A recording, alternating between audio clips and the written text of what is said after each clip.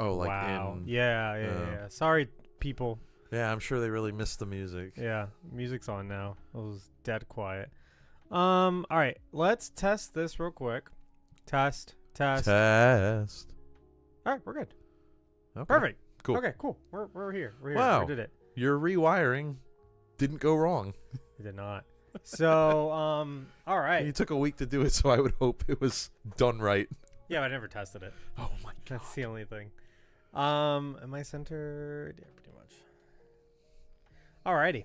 Yes, we've been off for a few weeks. In the meantime, I rebuilt my entire computer desk. You wouldn't be able to tell because all I did was add a everything was behind the scenes. I added a I love how cold this is. oh yeah, actually this is a perfect drink. I added a standing desk frame. So now my desk, the entire desk setup, all the cabling, all the fucking stream stuff, all of it. It's very nice and organized. And it'll go up a few feet and come back down. You wouldn't even know. So everything got disconnected and reconnected, and it all works. Yay! Yay! We've had a lot more technical difficulties when we do absolutely nothing. So it's wild to me that I took literally everything apart, put it back together, and didn't test it. Your equipment needed that. I don't know what that means. This is gonna start sweating a lot, so I'm gonna grab some napkins. I'm starting to sweat a lot. Oh. It's the jeans. Yeah. I don't normally wear jeans, except for when I'm at work is like the only time I wear jeans, and like winter time, I guess. I wear jeans. I'm a believer of wearing pants at night. I don't like wearing shorts at night. It's too fucking hot here. I don't care. It doesn't matter. Like if it's nighttime, my legs are covered. It's like a fashion principle for me. That's strange. Yeah, I don't know. That's the way I was raised. So, all right, it's already kind of later than usual. I don't work tomorrow, so I don't even care. I do. So you do. And I've been on little sleep. I woke up pretty early today. So wake me up if I start falling asleep. Well, the alcohol might not help you. I had an espresso daiquiri earlier. Oh, okay. And then we also ate. I drank a coffee on the way here. Yeah. I've been going to Starbucks and I hate it, but also Starbucks like sucks. here's the thing. I've been getting like their limited flavors and stuff. So they had like that spicy lemonade drink. Has caffeine in it, turns out. Yeah. I learned that the hard way when I got a coffee and the lemonade. And you're just like super hyped. Yeah, and then I was like, hang on, something's not right. They kind of hide it that the lemonade has caffeine. Oh yeah. It had like 120 milligrams of caffeine. I was like, holy shit, That's a lot. It's like a cup of coffee. That's like 2 cups of coffee. Yeah. Wow. So I had that in the nitro cold brew. I didn't sleep well that night. Lit. Yeah.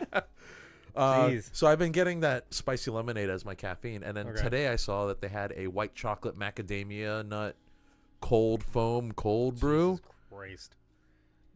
and You you know that's sound so kind of my dumb. thing. So I like trying new strange flavors of What everything. is this and where did it come from? It looks like a piece of tape. I think it got ripped off from here, actually, from one of the cameras. Actually, it feels like rubber though. Yeah, I think it got ripped off from one of the cameras. Anyway, Oh, not okay. important. Anyway, yeah. Burkinator, Panera Panera charged lemonade. They're getting rid of it They are? because 2 people died. What? They had heart conditions and they got refills of it. How many did they have? I don't know, but the first guy that died, I think he drank like 2 of like the giant ones. Is it that strong? The giant ones are like 320 milligrams of caffeine. What? Yeah. That's absolutely And he got a insane. refill I of it. had no idea. Yeah. After like 500 milligrams, like you're at risk. Yeah. That's like 6 cups of coffee. Imagine that all at once. I mean, it's terrible, but also it's like, holy shit, like why'd you do that? Oh my god, it's like the But whole, yeah, after 2 deaths, they're getting rid of it. it's like the it's like the Four Loko situation all over again. I don't know Oh, if you remember how this. how it used to be? Yeah, but Yeah. you were young. You were like in high I school. was young. I wasn't supposed to be drinking them. But Four Locos used to be energy drinks with alcohol, and then like people were like dying.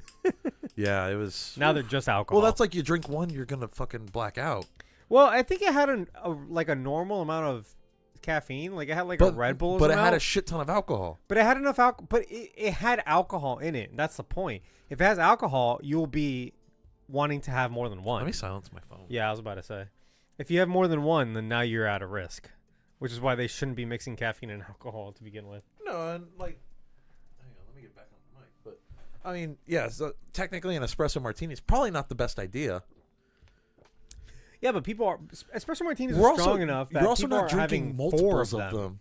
Yeah, But it's like you're drinking 4 Locos, at least back in the day when they were like you're drinking beers. it at a was like party. an energy drink You have- mixed with a Yeah, you can have strong beer. 4 to 6 of them, and now you're having 6 like energy drinks at a party.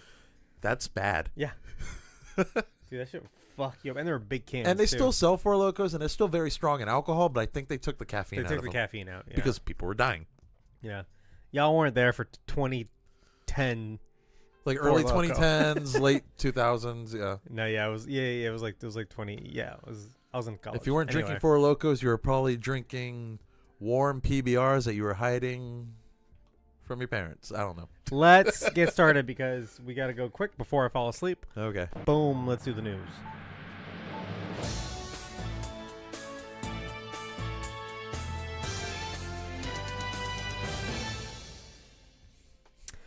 Welcome to news from the Phantom Zone. If you just got here, we were talking about Four Locos, and in the chat, Burkinator's talking about how I was back in the day-ing. Back Four in my Locos. day, Four Locos killed people. Yeah, it did. And he's like a year younger than me, so he was present. He was there at those parties. How many did he have? That's a good question, Burkinator. How many did you have? How many? Let's get started. It's been 3 weeks since the last time we do news. So we have a lot to catch up on. I had to delete a bunch of stories and just keep the best ones. Let's get started. All right. Chris Hemsworth is blaming himself for Thor: Love and Thunder. I don't hate it as much as everyone else does. I could not imagine Also, a world where he would blame himself for that. why movie. is it his fault? It's not. He was fine. In fact, he was really good in that movie. He was one of the better parts of the yeah. movie, honestly. The movie is very poorly edited, and there's a lot of other production issues. Well, apparently a lot of shit was From- cut out of it too. That's what I'm saying. Yeah, from filming through COVID and Yeah. all that stuff. He All of said Christian Bale's shit was cut out. exactly. Yeah, it's not his fault. is it? No. He said, I got caught up in the improv and the wackiness. I became a parody of myself. I didn't stick the landing. Yes, you did, Chris. I just think You did fine. I think he watched the movie too many times. You know what I mean? And I think he just saw it and said, Here's the thing. I'm still a big fan of how that movie ended, though. I really like the ending of that movie. me too. It was very touching. Yeah. I think, I like the movie as it's laid out. On paper, I think it's a great movie. Yeah, I don't like the cut. I think it could have been cut very differently. And a little bit more gore, I think, would have been good. Oh, the Actually, the a lot, God Butcher. a lot more Right, gore. right, yeah. I thought not. I think you meant like blood. I was like, really? What it takes? Just add a little bit more gore to it. It'll be fine. Yeah, Gore the God Butcher. Yeah. Yeah, no, 100%. Yeah. He's barely in that I movie. think it's a totally fine. I still like it more. This is hot take. I still like it more than I liked Ragnarok. No, Ragnarok is a better executed film. I think Ragnarok, I think it's a better made movie. Yeah. I think I left the theater more content with this movie than I did Ragnarok, Right. though. But I Right. was also one of the people where when Ragnarok came out, I was like, they turned Thor into a comedy. Yeah. So I love Ragnarok. I've come around to it, but I can see your point. yeah. Burkinator in the chat is saying that people just like to hate movies now. That's true. Every movie goes through a certain cycle of like love and hate. You know, you'll get to the point Except where for Madden Web and Morbius. no, give it a few years. People start to love it, you Give think? it like 15 years. People will be like, they'll love it. Madam Web, underrated They'll gem. love it like they love the prequels. You know what I mean? Anyway, moving on. There's a live-action Scooby-Doo series in the works On Netflix, right? on Netflix. Yeah. Although it is produced by Warner Brothers Television because Warner Brothers doesn't like to put things on their own streaming service. well, I've they like noticed. selling it for a profit. So why do they have a streaming service? That's a good question. We'll get to that. Put a pin in that, by the way. Netflix announced their live-action Scooby-Doo series. Details about Scooby-Doo are still scant. Oh, I don't know fucking why I copied this from the internet. I hate that Still word. scant. It just makes me think of scat, which is the like No. poop in like the Oh. woods. Oh, you don't mean like scatting? Yeah, it grosses me out. Anyway, there is the Riverdale producer Greg Berlanti, who also produced Flash and the Arrowverse. He will oversee the Interesting. project for Warner So Brothers this is gonna be Television. like- It's going to be like a Riverdale type Scooby-Doo show, you think? I think that'd be a great idea. Honestly, I'm not against that. I think if you create like you go, I think it'll get a lot of hate when it comes out, though. that's fine. You get a lot of. You go back to like the formula. Back to formula. Back to formula. Where you just got a group of kids and doing shenanigans and catching a new mystery guy. Let's do a every live week. action pup named Scooby Doo. I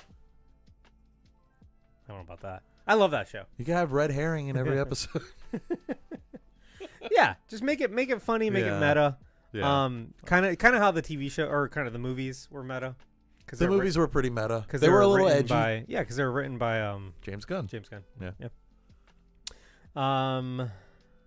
Scooby-Doo 2 is on the ACR hot tub playlist this summer.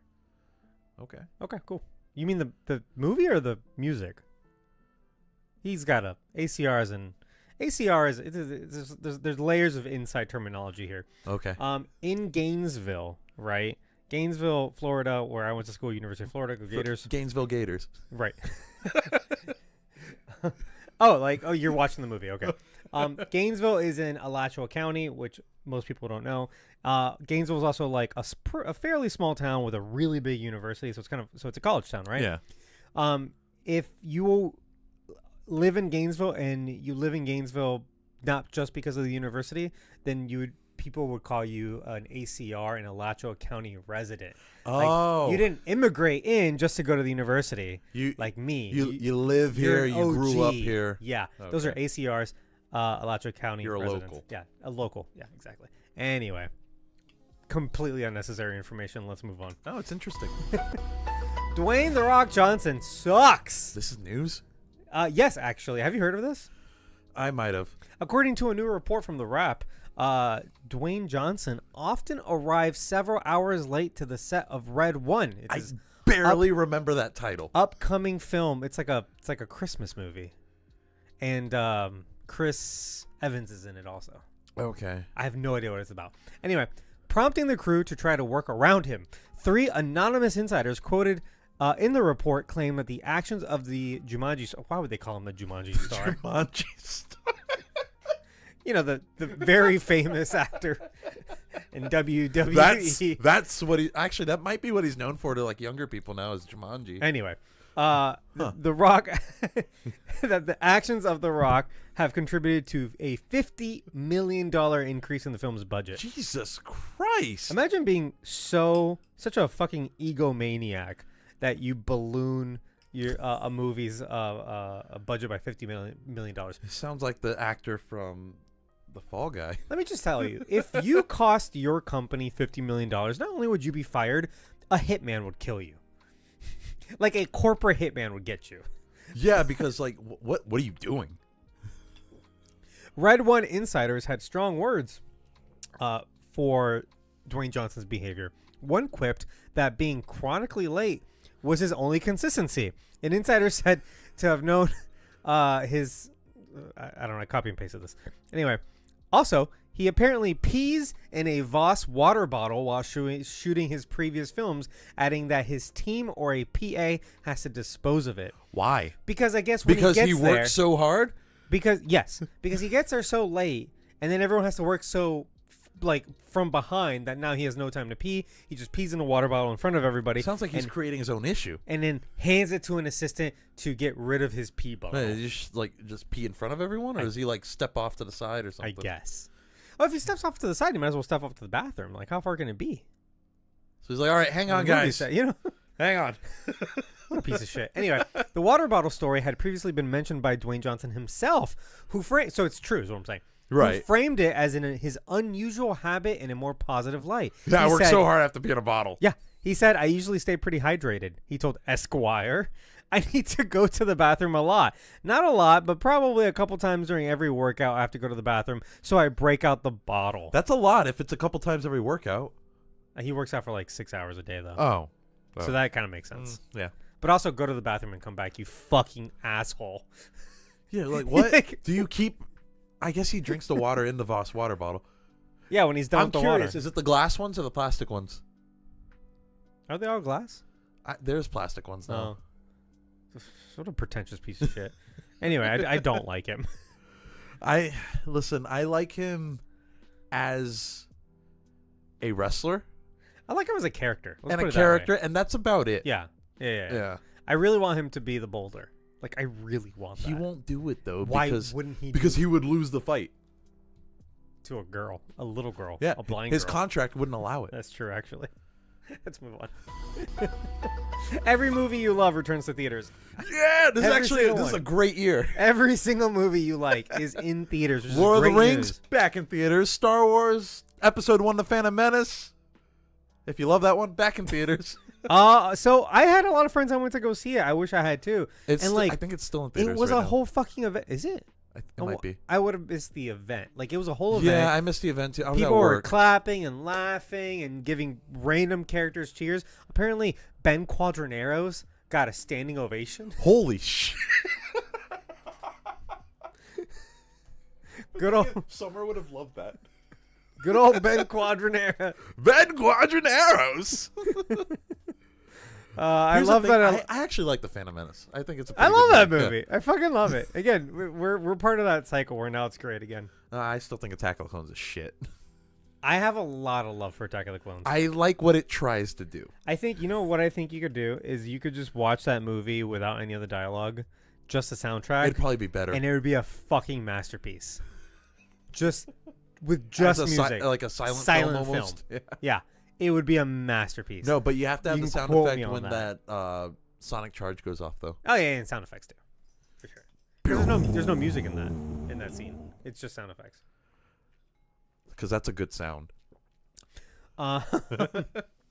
So, as you probably know, every Spider-Man movie is back in theaters. Oh, I've been going every Spider Monday. I went with you to see Amazing Spider-Man.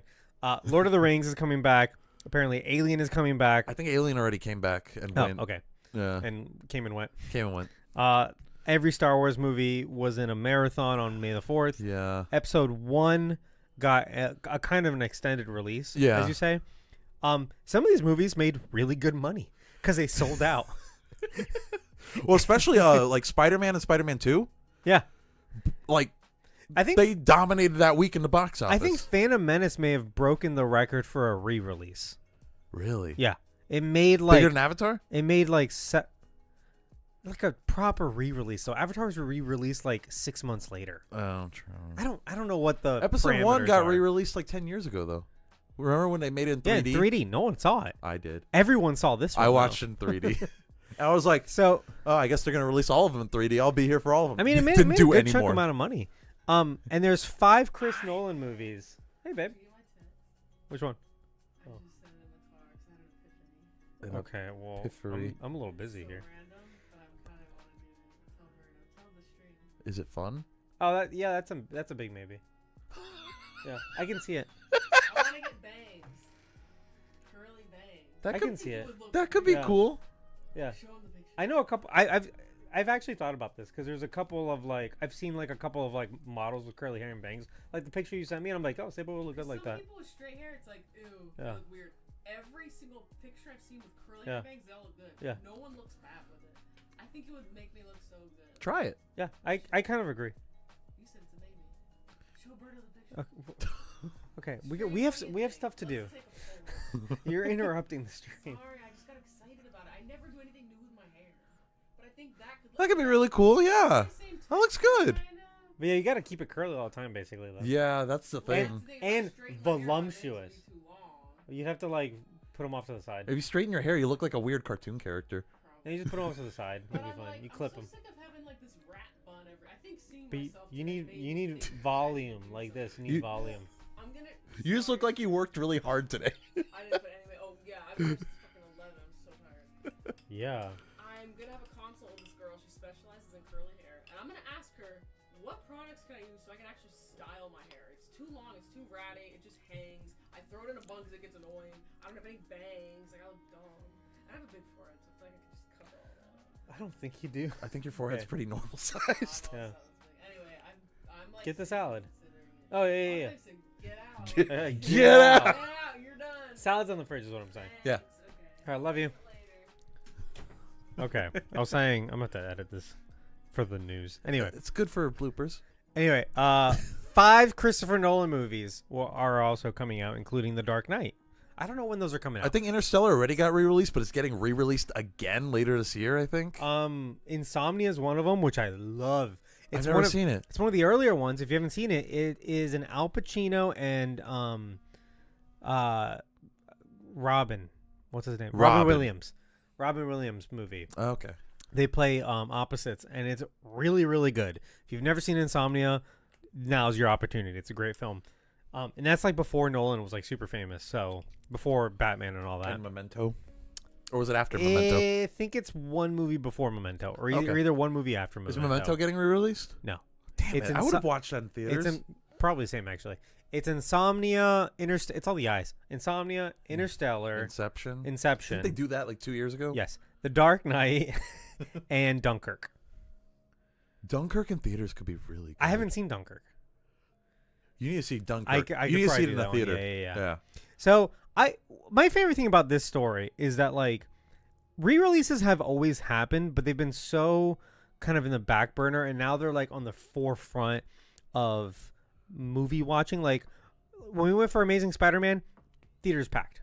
Yeah. You know, and then we went the day after to see The Fall Guy. Fall Guy, theaters packed. I was surprised by that. Tuesday. I was surprised. Well, they do the $5 tickets I know, on Tuesday, but it's like it's great. It just felt like we were kids again going to the movie theater. Yep. I got a large popcorn. I've we been got a really soda. enjoying my time at the theater Dude, lately. it was so fun, and I'm glad. Like this is how it's always should have been. But since the Matrix came out, then it's like only blockbusters. But before that, I mean, Jaws might have started that. no. Well, yeah, Jaws and Star Wars started like blockbusters. But before like the 2000s, there'd be old re-releasing movies used to all the come time. out all the time. Yeah. And people would go because like even if you go further back, like before home video, like before VHSs, which was just like the early 80s before You'd when it have got to popular. wait until the movie recycled into Yeah, theaters. and it would do it all the time. So you could go see the same movie. You could go see like a movie you saw as a kid 10 times in theaters. I would like, love over to see the every Back to every the couple Future years it'd be trilogy in a theaters. theater. I think that would be amazing.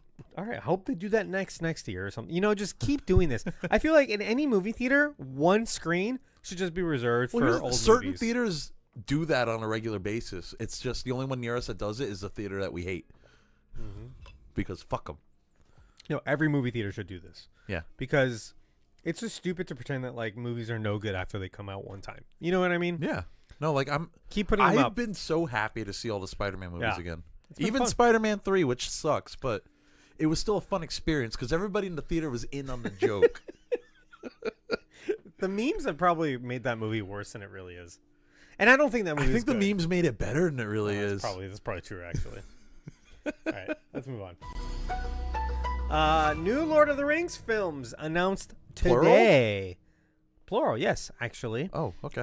So a new Lord of the Rings movie, which has the working title of Lord of the Rings, The Hunt for Gollum. We're doing more is- Gollum shit? Yes. Wasn't there a video game? Yeah, it was very poorly received. That's what I thought. Is on the way and expected to be released by 2026. Warner Interesting. Brothers Pictures announced on Thursday. That's today.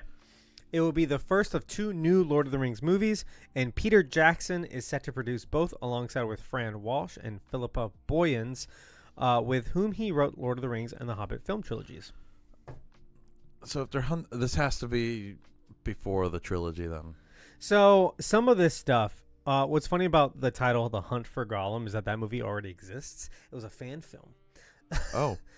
Because I think it's pulling from a story in From like the appendix. Silmarillion? No, Oh. specifically, cannot be from the Silmarillion because Warner Brothers does not have access. Amazon has access to that, I think. Something like that. And that's how they pulled a lot of that There's- for Rings of Power. Yeah, It's complicated. it's the rights are very complicated. So, but Warner Brothers only has access to Lord of the Rings and The Hobbit and the appendices in Return of the King, which is extensive. And there's a shit ton of There's a bit of a story there about during the events of Fellowship in the Ring, I think Aragorn goes to hunt Gollum, basically under the direction of Gandalf. And this is obviously before Gollum finds Sam and Frodo. Yes. Yeah. It would be in that that's short like- time period. That's not till Two Towers he finds him, right? Yeah. Okay. Yeah. So it would have been during the events of Fellowship of the Ring. Okay. Also, like Fellowship of the Ring, in the book lasts like years. Like, Yeah, the movie makes it seem like it's like Yeah. maybe like a couple weeks. right. Yeah. Right. But in the book, like when Gandalf goes to research if that ring he saw on Bilbo and Frodo is the One Ring. It takes him years to figure that out, which I think Damn. is silly. I think Is the movie Gandalf does it that better. stupid? No, I guess he's careful, but it's also like, are you gonna spend years to determine whether that boy has a doomsday device on his person? Like, you should You should probably take action. yeah, you should move quick. Yeah, But a wizard is never late or early. I guess whatever. So I'm interested in this. Look, I like Lord of the Rings. I'm not a huge like fan. Like, I don't know all the lore. I don't know all the lore, but I do like it a lot. And I'd like to get into the lore, but it's daunting. I like to say having the a least. friend nearby who would just tell me.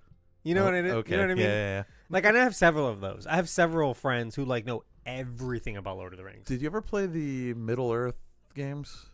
They're actually a lot of fun. I don't know. I question like the canon status on those, but there is a lot of cool lore in there. Cool. I don't know how a hardcore Lord of the Rings fan feels about it though. I don't know if you have something you can ask. I do. Anyway. Fantastic Four casts John Malkovich, Giancarlo Esposito, and Ralph Ineson. Is that how you say his last name? Is it Innocent or Ineson? Ineson? I don't know. I don't either. He's out of these three major actors, John Malkovich is definitely in Fantastic Four in an unknown role. Could be Doom, although that'd be kind of weird. Although he could probably pull it off. It'd be weird that he'd be so old though. Yeah, he has such a maybe. Well, unless he's just masked up the whole time. But you're not gonna not show John Malkovich, right? I mean, he's probably a good like 15 years older than Pedro Pascal, right?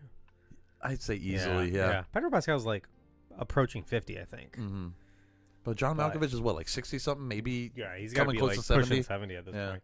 But it could be a voice. John only, Malkovich, though. I feel like would be a good Magneto. Like I can see it. Well, we don't know. Here's the thing. Again, it's the MCU.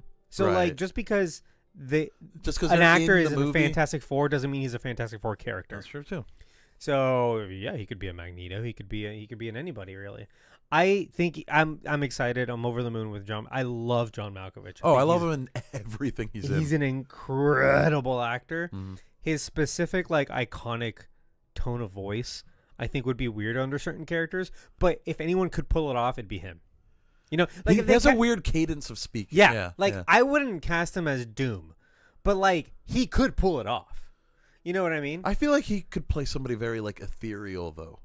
Like, yeah, he could do that also. Yeah, like the one above all. But I want him to be over the top. That his best work is over the top. Yeah. Though also, it'd be weird to see him in anything where he's not saying "fuck" every 3 words. If you haven't seen the supercut, If they put him in Deadpool, they could have had him do it. If you haven't seen the supercut of like every time he says "fuck," it's like 20 minutes long. It's mostly burn after reading. Oh man. No, he's fantastic. Giancarlo Esposito. This has been a long time coming, and we don't know if it's Fantastic Four specific. He's just in the MCU. He said he's in the MCU, so good. He would make also a great Professor X if they wanted to go that route. He would, but I don't know. I'd want to see him in something else. I think maybe. I think I just like seeing him as a villain though. But he's done that so much. I know, but he does it so well. Because like one of my complaints for like The Mandalorian was that like I just felt like he was the same character as Breaking Bad. You know what I mean? And I'm you just think like Moff Gideon was Gustavo. Yeah, Fring? I'm just like this is Gustavo. This is Moff Gustavo Fring basically. It's like the same guy. He's a little more mustache twirly in The Mandalorian, but he also had a mustache in The Mandalorian. I guess that's true.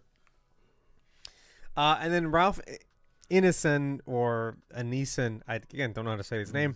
He is playing Galactus. That was announced a few hours ago. I wish we didn't know who he was playing. I wish we didn't know Galactus was in the movie. It's a voice role, though. I wish we didn't know Galactus was in the movie, though. That's the thing. It's our own fault. Like, most people don't know these things. Right. And we have to, we're plugged in. Yeah, so. we're plugged in. Yeah. I'm sure it'll still turn out great. Yeah. Again, it's probably a voice role. We're probably not going to see his face in it.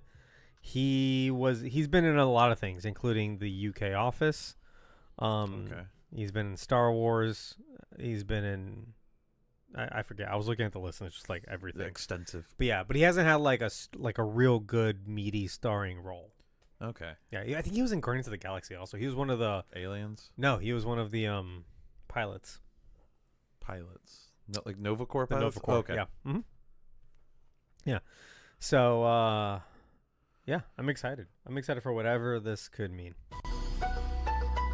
Disney Plus joins Max, aka HBO Max, for a new streaming service. This is not a rumor. This is official now. But this isn't the same exact thing as like the Hulu and Disney Plus thing, because I don't think Max stuff will be on Disney Plus. I have no idea. It was announced. This was today, by the way, or yesterday. This is very recent. Yeah. It was announced that Disney and Warner Brothers Discovery were going to partner up in order to offer Disney Plus, Hulu, and Max, the latter of which also includes Discovery Plus, as a new, as part of a one easy bundle. Streaming fans will be able to subscribe for a low price, debatable. I doubt. I don't think it's going to be low, And but gain access to Hulu's much-watched TV shows, Disney Plus library, blah, blah, blah, blah, blah. Okay. all of the Marvel and DC movies. Look, I just would rather if these were separate at a small cost so you can pick and choose what you wanted to watch, which would be better than the one bundle for all cable platform that we used to have. I think it's probably just like a, hey, save some money and pay for all of them type deal. That's probably what it is. I don't think it's gonna be a mandatory thing. I don't think so either. I think like right Even now, the like Hulu thing right now is you not don't have to mandatory. do that. Exactly. Yeah. I kind of like it, but also it makes sense because Disney owns most of Hulu anyway. Yeah. They own like 70+%. Also, it was kind of funny seeing like ads for like rated R horror movies on Disney Plus. It's like next to like Snow White. Yeah. Yeah, I'm watching Only Murders in the Building on Disney Plus, which is great. It's like it's not like super rated. We talked about this. It's I'm not just like happy I super can watch rated King R, of the but- Hill on Disney Plus. Cosmic Firefox, hello. Hey. Thank you for resubscribing. 4 months. That's awesome. Thank you so much. Hell yeah. Yeah, just, as long as this is an optional thing where you could bundle and save money, that's fantastic. Because I currently have most streaming services. If I could bundle them and save money, that'd be great. That would be good. All right, and to continue our new tradition, always ending on a rumor. Well, Marvel may be casting Janelle Monáe possibly as Storm. I can see that. You look at this really good actor, and you can't see anyone but Storm. Like, sure, she could play a bunch of different characters, but I'm like, that's the perfect Storm. If she were to join the MCU, I think it's got to be Storm. I think she'd be perfect. Yeah. She's great. Best known for Glass Onion. Mm-hmm. She was And she's great in that. fantastic in that film. Oh, yeah. She's also a musician. So, I don't know. I haven't That heard. part I didn't know. You didn't know that? She's I a don't- musician I don't really first. follow her Yeah. super closely. She released an album a few months, several months ago. Okay. Made headlines because she was kind of like, okay, maybe this is not newsworthy, but like she was performing all her songs in small clubs, and she would flash her boobs. Oh, okay. Cool. That was like her thing. Awesome. Hey. Go for it. Do you? So, I don't think anybody was mad at it. no one's mad at all. But yeah, again, incredible actor, and I'm really excited. If she's playing Storm, then Storm is in really good hands. She'd be the third actor to portray Storm after the one who barely had any lines in a couple of the later X-Men movies. Oh, yeah. And then Halle Berry in the original X-Men movies. Also wasn't great. She was okay. She was. We discussed it. Yeah, she we was did. like, it's fine. She starts out with an accent and then loses that accent real quick. It's like, are you American? Because I think in the same movie. Yeah. Yeah. Aren't you from Africa? I'm a little confused. Yeah. The only thing I kind of hate about the MCU Storm, which we haven't seen yet, obviously, is that she can't be married to Black Panther Yeah, that sucks. because he's dead, Yeah. and he had a kid, but they already did that. Maybe she can marry his But- kid in the future if they. If Time the timeline, he still seems like a baby though, doesn't he? How old is he? Like probably like 5 or 6. We talked about this It as ain't a- gonna work. Yeah, we talked about this. It's like, oh, maybe she dates Shuri. You know what? Maybe. Maybe. But in the Marvel comics, it was like a big deal because they had a big Avengers wedding, Yeah. basically, where Storm and Black Panther are getting married. I don't know if the X-Men are gonna be part of the Avengers in the MCU. I mean, They might do like an Avengers versus X-Men. yeah, they type thing. weren't really in the comics. I'm saying like all of the Oh, like all the superhero. all the community. superheroes were present at this. Oh, because an Avenger was wedding. married. Yeah. Yeah. So yeah, that's it for the news, you guys. Thank you for. Oh my God, look at this. This is a What pub the- sub order that I wrote down there. Why is that typed there?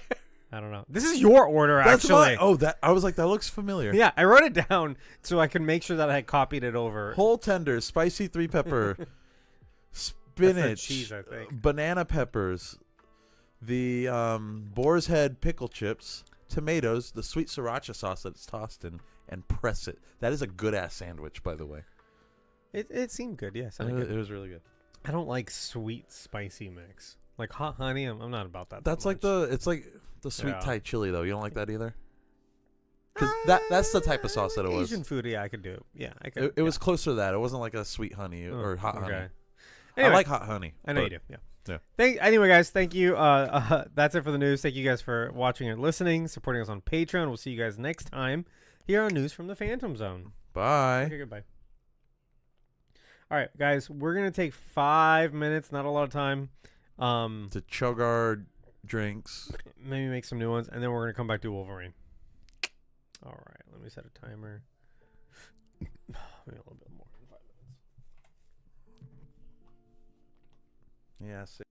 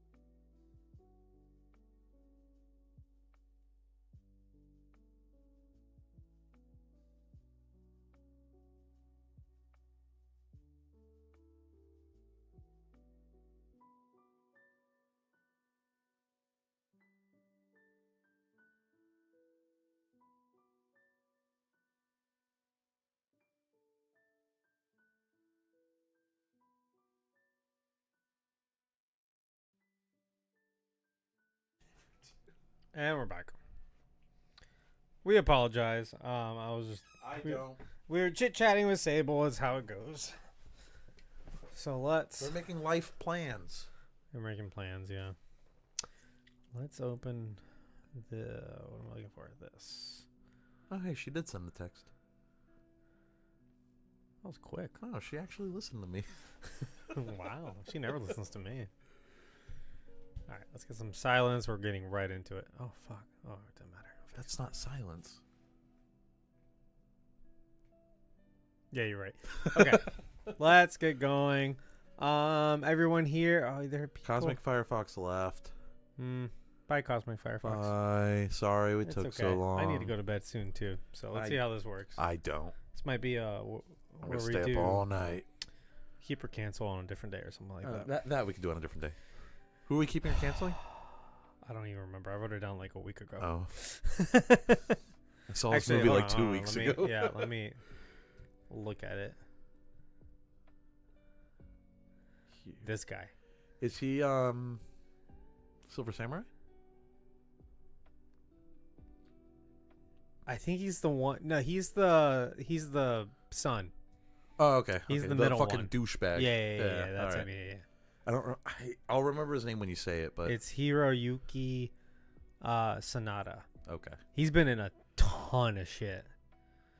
It looks like he's going to be in stuff that we're going to cover too. I saw Speed Racer on there. Oh, yeah. This is overflowing. I gotta take a sip. Okay. Frozen drinks are cool. This is really the only frozen drink I like. I love pina colada. I like frozen margaritas. I don't drink Flavored frozen margaritas, margaritas, though, not just regular ass. Pina coladas are in our blood. This is the quintessential Puerto Rican drink. That's true. Did you make it with Puerto Rican rum? I did. And Hell yeah. I also added. See, like I make pina coladas the right way because pina coladas are missing acidity. So you always it works better if you add some lime juice. You don't taste it. Like you cannot taste the lime, but you feel the acidity. Well, everything else will overpower the lime. Yeah, but the acidity balances the drink out. Mm-hmm. It's really important. I also put it in not in this one, actually, the last batch. Put in a touch of salt, and I put some bitters in there. Interesting. Also. Okay. Yeah, so that probably is that the Puerto Rican bitters that I saw over there? It's they're tiki bitters. Okay. They work really well with rum-based cocktails, especially tiki ones. Well, I would imagine. Yeah. So I'll toss them into random drinks like this. Okay. I forgot to do it with this one, but probably balance out. I think it's charged enough. All right, let's get going. Welcome to Films from the Phantom Zone, your podcast about failed and forgotten comic book movies, where we watch a forgotten superhero movie and decide, does this belong in the Phantom Zone to be forgotten for forever or out and about for everyone to rewatch and remember fondly? My name is Arnaldo. I'm your host, and I'm joined by Birdo. It's been a while. Yeah, it's been about 3 weeks, which is it's like normal for us between episodes. Yeah, I guess. It just feels like a long time. Yeah. This is a slow burn though. We have until late July. Okay. For Deadpool and Wolverine. Are we going to be doing the 2 Deadpool movies also? We might. Have we decided if those count? I haven't decided anything. I think they should count. But because it's a sequel and a reboot. It kind is, of, yeah. So. It's the connecting thread. Like it's kind of hanging there by. So, it's hanging on both threads. Because I feel like we should watch the Deadpool movies anyway. Might as well talk about them. That's actually true. So anyway, let's get going. Berto, what movie are we watching today? We are watching The Wolverine. Yes, which is the second one. The names are kind of the titles are weird. Yeah. X-Men Origins Wolverine we did last time. Yes. About 3 weeks ago. Which is the first spin-off and solo film for Wolverine. This is the second, called The Wolverine. Yep. And the third one is Logan. Yeah. And then this one also serves as kind of a sequel to Last Stand, a little bit. It's set there, isn't it? Yeah. And kind of. I remember when I first watched this, I was like, "Oh, it's interesting that they're leaning into that thing." Yeah. So guys, we just did like I said, X-Men Origins Wolverine. Check that episode out. Came out a few weeks ago. We're getting ready to see what may be the last outing for Hugh Jackman as Wolverine. Maybe he's in Secret Wars. I would bet he's going to be in Secret Wars. If he is, though, I think it'd be very minor. Yeah. but we'll see. So, it's the perfect time to do these films. These 3 Wolverine films. Also, what was I gonna say?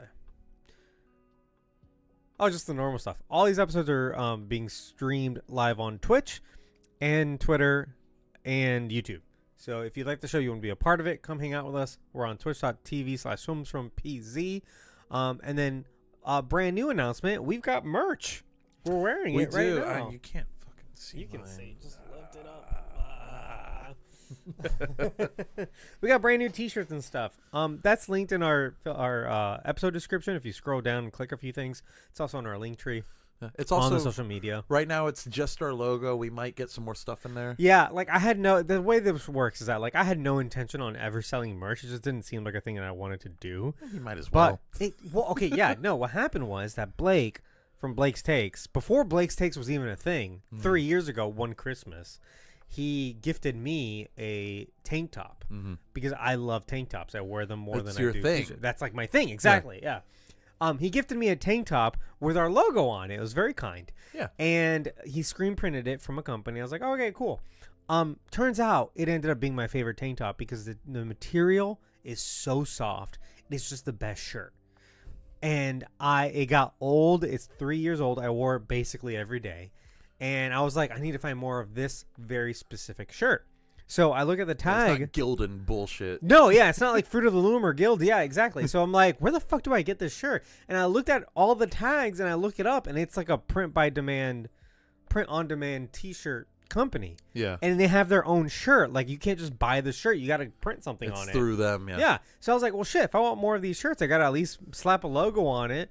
So then I did, and it was like, okay, if I do 2 more clicks, I can just open a store.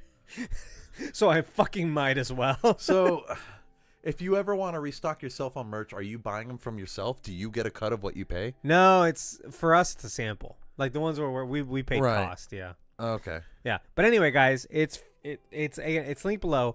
I can personally guarantee it's gonna be the most comfortable shirt you will ever own. We should get some of these and just hand it to people at MegaCon. Just like, here you go. I mean, maybe. And then, because they'll be like, yeah, like 2 washes in, they're gonna be like, this is the best shirt I've ever owned.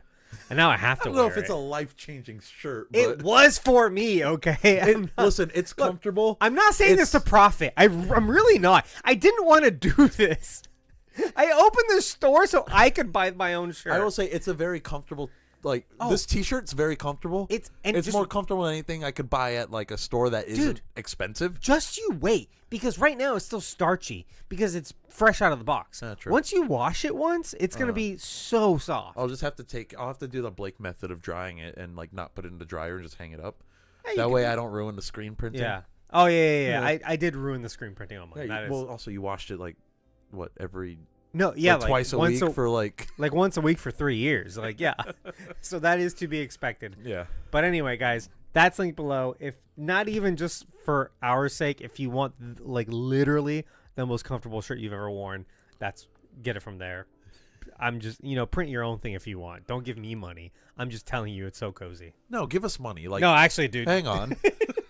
Yeah, we'll find more designs to put on there. We'll make Sable design something. Yeah. We can put the Where's Mephisto logos. That could be fun. The contract of Salvaganza. Okay. Let's get going, you guys. Background. I wanted to talk about Isn't there a lot you wanted to talk about? I did want to talk about Viper, aka Madam Hydra, but I also didn't write anything down. So you seem really excited to talk about it. Yeah, well, I wasn't prepared. So we might sidestep this one. You said on the Discord, oh man, this is crazy. No, that was another thing. We'll get to it. Viper, aka Madam Hydra, she's actually... Well, she's not Madam Hydra in this movie. She's not Madam Hydra in this one because of the rights issue. They can't say Hydra because that has to do more with Marvel at large instead of X-Men, right? But it's the same character. Madam Hydra, we actually see a few more times later on. She's in the MCU technically as well in Agents of S.H.I.E.L.D. Who's that? The android Ada inside of the framework, which is this digital world. Imagine the Matrix, kind of. And in this world, she is Madam Hydra, and Hydra kind of rules the world in this virtual What world. fucking season is this? Season 4, the Ghost Rider season. Okay. You haven't seen this season. Okay, but what's her face's character coming up? She's supposedly like a version of Madam Hydra also. Maybe. What's her name?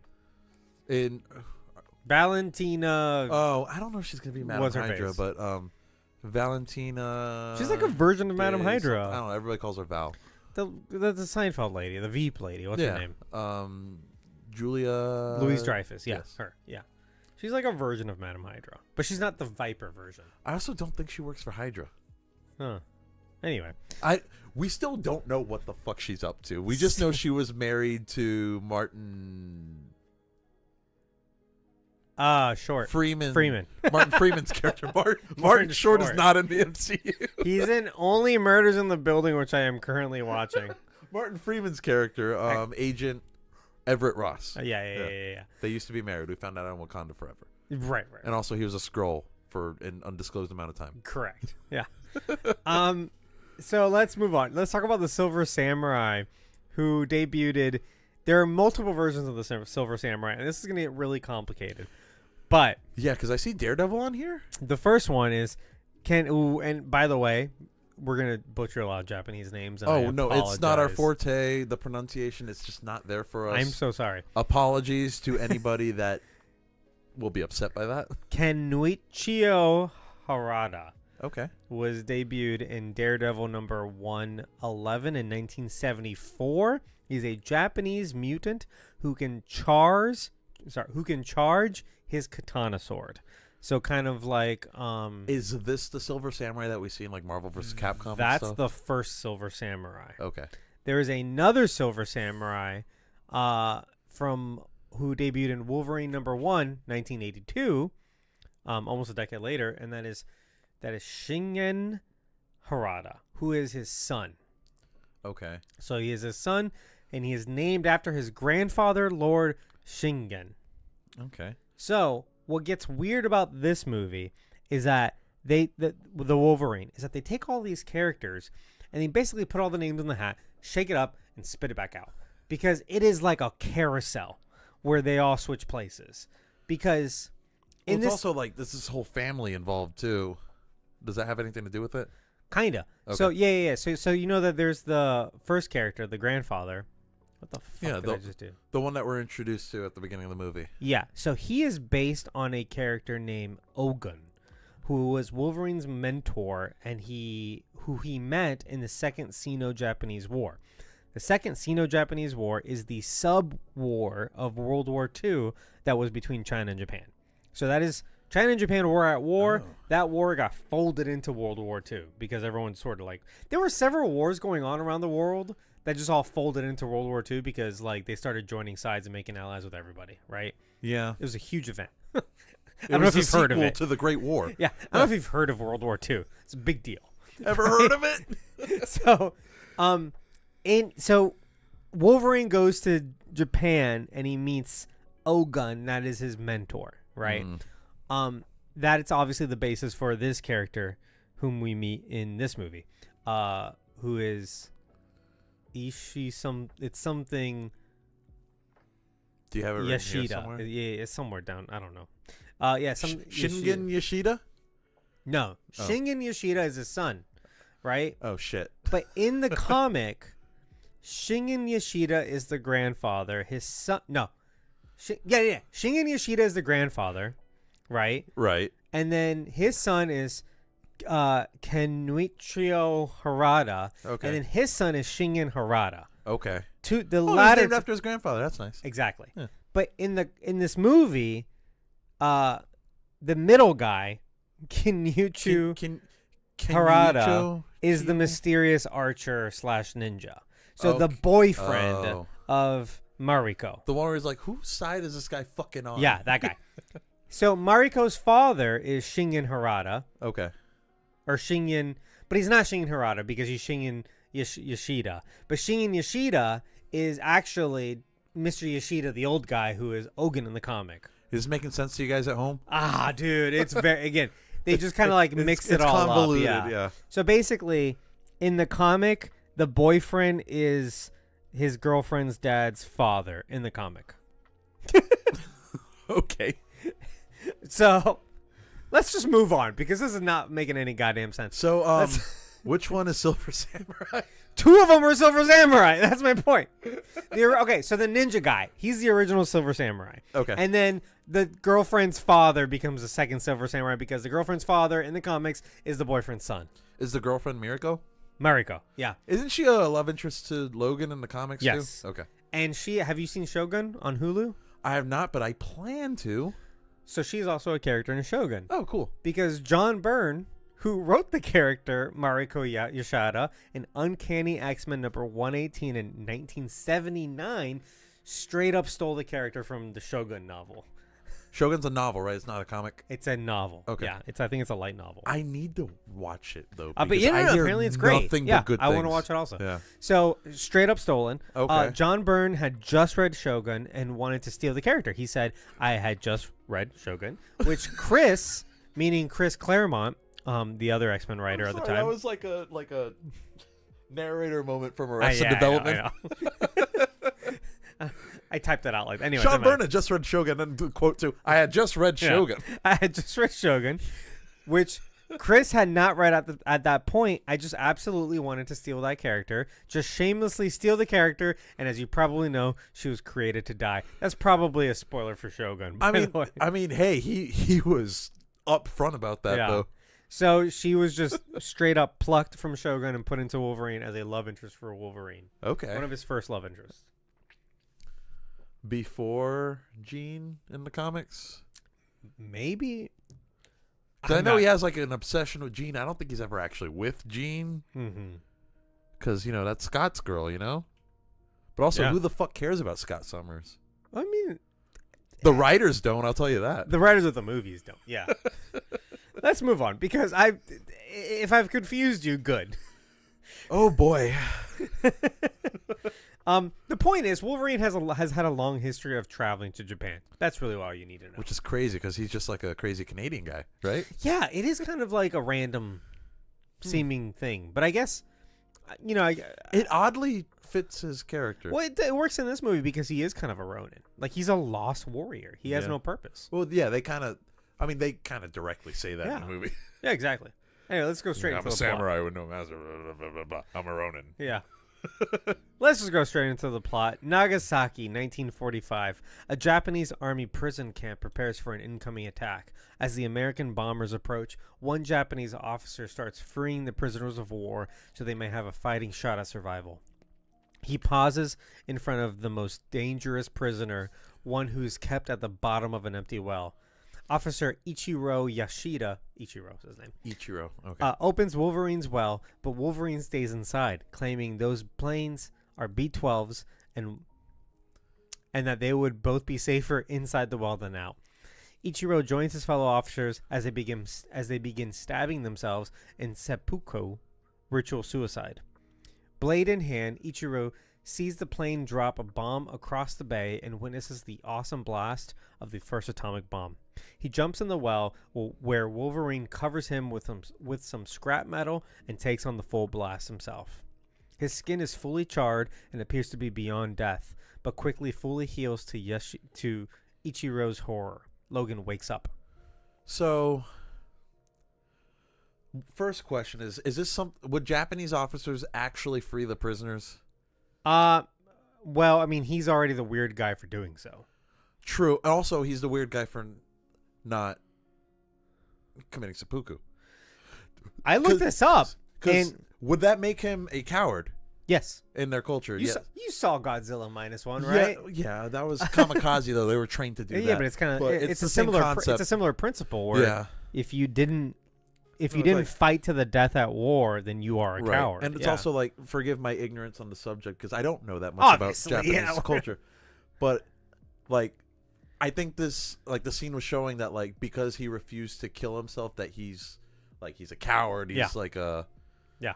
Like, but us as Americans, it's just kind of weird. It's a weird concept to get your head around. It is a weird concept because it's like we would never consider that cowardice. Right? We kind of consider the opposite. Sure. Yeah. Our culture kind of considers that's the easy way out. Yeah. Yeah, you just kill yourself. You don't have to worry about it. You don't have Right. to live It's with that shame. It's just so weird Yeah. how opposite our views are It's true. on that. But that's what that scene was trying to convey, Yeah. right? Like he's afraid to die, right. clearly. Yeah, and he's gonna carry it. Well, yeah, and he's also creating a shame that he's gonna carry his whole life. Yeah. And it's almost like he's avoiding death to avoid the realization of that shame. Like like he's trying to avoid. At first, he was just like, "Oh man, I don't want to die right now. Right. I don't want to kill myself." But he doesn't want to reconcile with the fact that he's a coward. Right, and also it might be a. This is going like way further into the movie though, but he might be afraid of facing any potential judgment for that at the end. Exactly. Yeah. Which wow, it got deep. Oh yeah, we have already analyzed the whole movie, you guys. That's it for us, you guys. See you next week. So, the seppuku thing, I looked into this, and this is incredibly accurate. Yeah. Seppuku is. I mean, it was always a blade to the stomach. Well, right. So what it would be is that you would stab yourself in the stomach, and then you would have an assistant who would slice your head off. Well, yeah, so you're not sitting there suffering. Exactly. Which is insane to think about. It's this the fact ritual that they had a whole yeah. Yeah. It's this ritual that comes from like samurai times. Yeah. But it was brought back during World War II for the officers because of, propaganda and brainwashing. Yeah, it wasn't. Listen, I disagree with it 100%. Oh, yeah. Suicide's not good. What hot take. But yeah, it did seem very like whoever the hell was in charge. I don't know who was in charge of the military at the time. Obviously, he was not a good guy. Yeah. Well, but they were going back to like the old ways to kind of propaganda. It's propaganda. Like, They're brainwashing their like, don't you want to honor officers. your ancestors? Exactly, Then fucking do this. And It's fucking like, die. no, fuck you, dude. Yeah, like, it's the same thing with the kamikaze. And I mean, if you've seen Godzilla -1, like that's what No, the entire movie's about. If you're a kamikaze pilot and you survive, there's a stigma around it. Yeah. Yeah. Because like everybody was brainwashed, and like you die for your country even if you disagree with what your country's out there doing, And guys, Japan was the bad guys in World War II. We love them right now, but so yeah, it was brought back. The most recent case of seppuku was actually in like 2001. Oh shit. It was like some wrestler or some wrestler who like got into like some gang stuff. Wrestling is big in Japan. And then he just he basically hated his life, and he ritualistically took his life. Oh, suicide. Trigger warning. By the way, we apologize. We should probably put that towards the beginning of the episode. Okay. By the way, but if suicide, if I'm not this is mistaken, the topic we're talking about. Yeah. Is that not still pretty common in Japan? It's okay. Their rates are a bit higher than. I don't have any numbers in front of me, but I think so. Okay. Yeah. And again, like, forgive my ignorance on the subject, but I'm genuinely curious. No, right. Like, I didn't know we were going here, so I didn't prepare for this. But I mean, the movie starts off with it. No, so, I know. Yeah, I know. But I probably should have prepared a little bit better. But anyway, I do recall reading something to that effect, that their rates are still pretty high. Yeah. Just trigger warning for this episode. We will be talking about self-harm. Yeah. Wow. Yeah. If that bothers you, skip ahead to insert time here. Okay, yeah, sure. I'll do that. Yeah, usually this is a lot more fun. Let's get to the fun part. All right, yeah. This is like the one dark part of the movie, isn't it? It's incredibly dark too. Jesus. Another thing just about the scene though is they still wouldn't even be safe in that well, would they? That fallout would still yeah. They're pretty close to that explosion. They're across the bay. And so, yeah. That's close. Yeah, it's pretty close. Like Wolverine, he's like a mutant or whatever. So he'll be fine. He's not going to get like radiation cancer. But like this other guy. I hope Logan got him out of there quick. Yeah. And again, not to make it super dark, but if you want to look into like the horrific fallout of Nagasaki and Hiroshima. Oh, I remember learning about this in like middle school. Yeah. So, and like it's not like some. Again, it's a footnote in the history books. It's not something if you took like high school history, they're not gonna talk about this. But like, really, you never read they didn't make you read like the book like Sadako and 1,000 Paper Cranes and no. Oh, it was all about like a girl dying of like radiation poisoning. Oh no. It It was really sad, actually. I've seen pictures of people. I think it was the first time I Yeah. cried in school because wow. it was a lot. Once again, Berto tries proving that his public education was better than mine. I'm just saying. I learned a lot of. I was very well educated in public school. Okay. Let's move on. Yeah. Logan wakes up in his bed next to Jean Grey. Oh, we should mention this. So this chronologically takes place after X-Men 3, X-Men The Last Stand, in which Jean Grey goes crazy because she's infected by the Phoenix Force. Yeah, it's not even Jean anymore, honestly. Right. Yeah. And so the only person... Jean dies in X2. Yeah. And so Wolverine kills her at the end of the movie. And he's still kind of reconciling with that. He feels guilty about it. Right. He killed the woman he loves. Exactly. Yeah. So Logan wakes up in his bed next to Jean Grey, where Logan continues to be haunted by the memory of killing her years prior in the events of X-Men The Last Stand. He wakes up yet again, sleeping in a cave, disheveled with long hair and a bushy beard. He looks really cool like this. I kind of wish he was like this He for looks longer. fucking badass. In the snowy forests of Canada, Logan wanders alone, seeking purpose and redemption. His only friends are the trees? I guess that's what I meant. His only friends are the... That's not what I meant, was it? Yeah, because he's marking the trees to I get can't his way imagine it around, being yeah. anything else, honestly. His only friends are the trees and a grizzly bear. Later that night, he finds the same grizzly bear dying slowly from hunting wounds. Logan reluctantly puts the bear out of his misery and finds the hunters at a nearby saloon. There, one hunter is telling a horrific, fabricated story about how he and his friends are the only survivors from a bear attack. Despite trying to live a peaceful life, Logan can't help but avenge the bear. He stabs the hunter with the illegal poison broadhead arrow he found in the grizzly bear and accuses him of irresponsibly killing it. The bear had become irrationally aggressive from the effects of the poison and killed all his friends. Instead of taking responsibility for their deaths, the hunter is claiming that they were innocent victims of a wild bear attack. Logan wants to punish the hunter for letting the bear suffer, but is stopped by a very out-of-place Japanese girl named Yukio. So, I know we're cheering for Logan here because we see his perspective of this. Yeah. But in any normal situation, he's just kind of like a crazy bad guy right now, just attacking people. Well, hold on. We're cheering for him because we saw we met the bear. Right. Right. But like, if you look at it from just the perspective of a normal person, you're like, why is this guy coming in here? But the guy's lying. Like he fucking tortured that animal. Right. And it's weird because it's like, I don't think it probably wasn't intentional, but also it is a very irresponsible and shitty thing to do.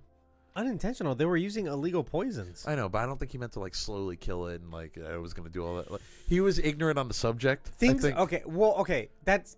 I don't know, There's also dude. a weird tangent to go on. Yeah, the ignorance is not an excuse, though, because it's like, you should, if you're going to be a responsible hunter, you need to know these things. Right, and you should be able to kill the animal quickly, honestly. Yeah.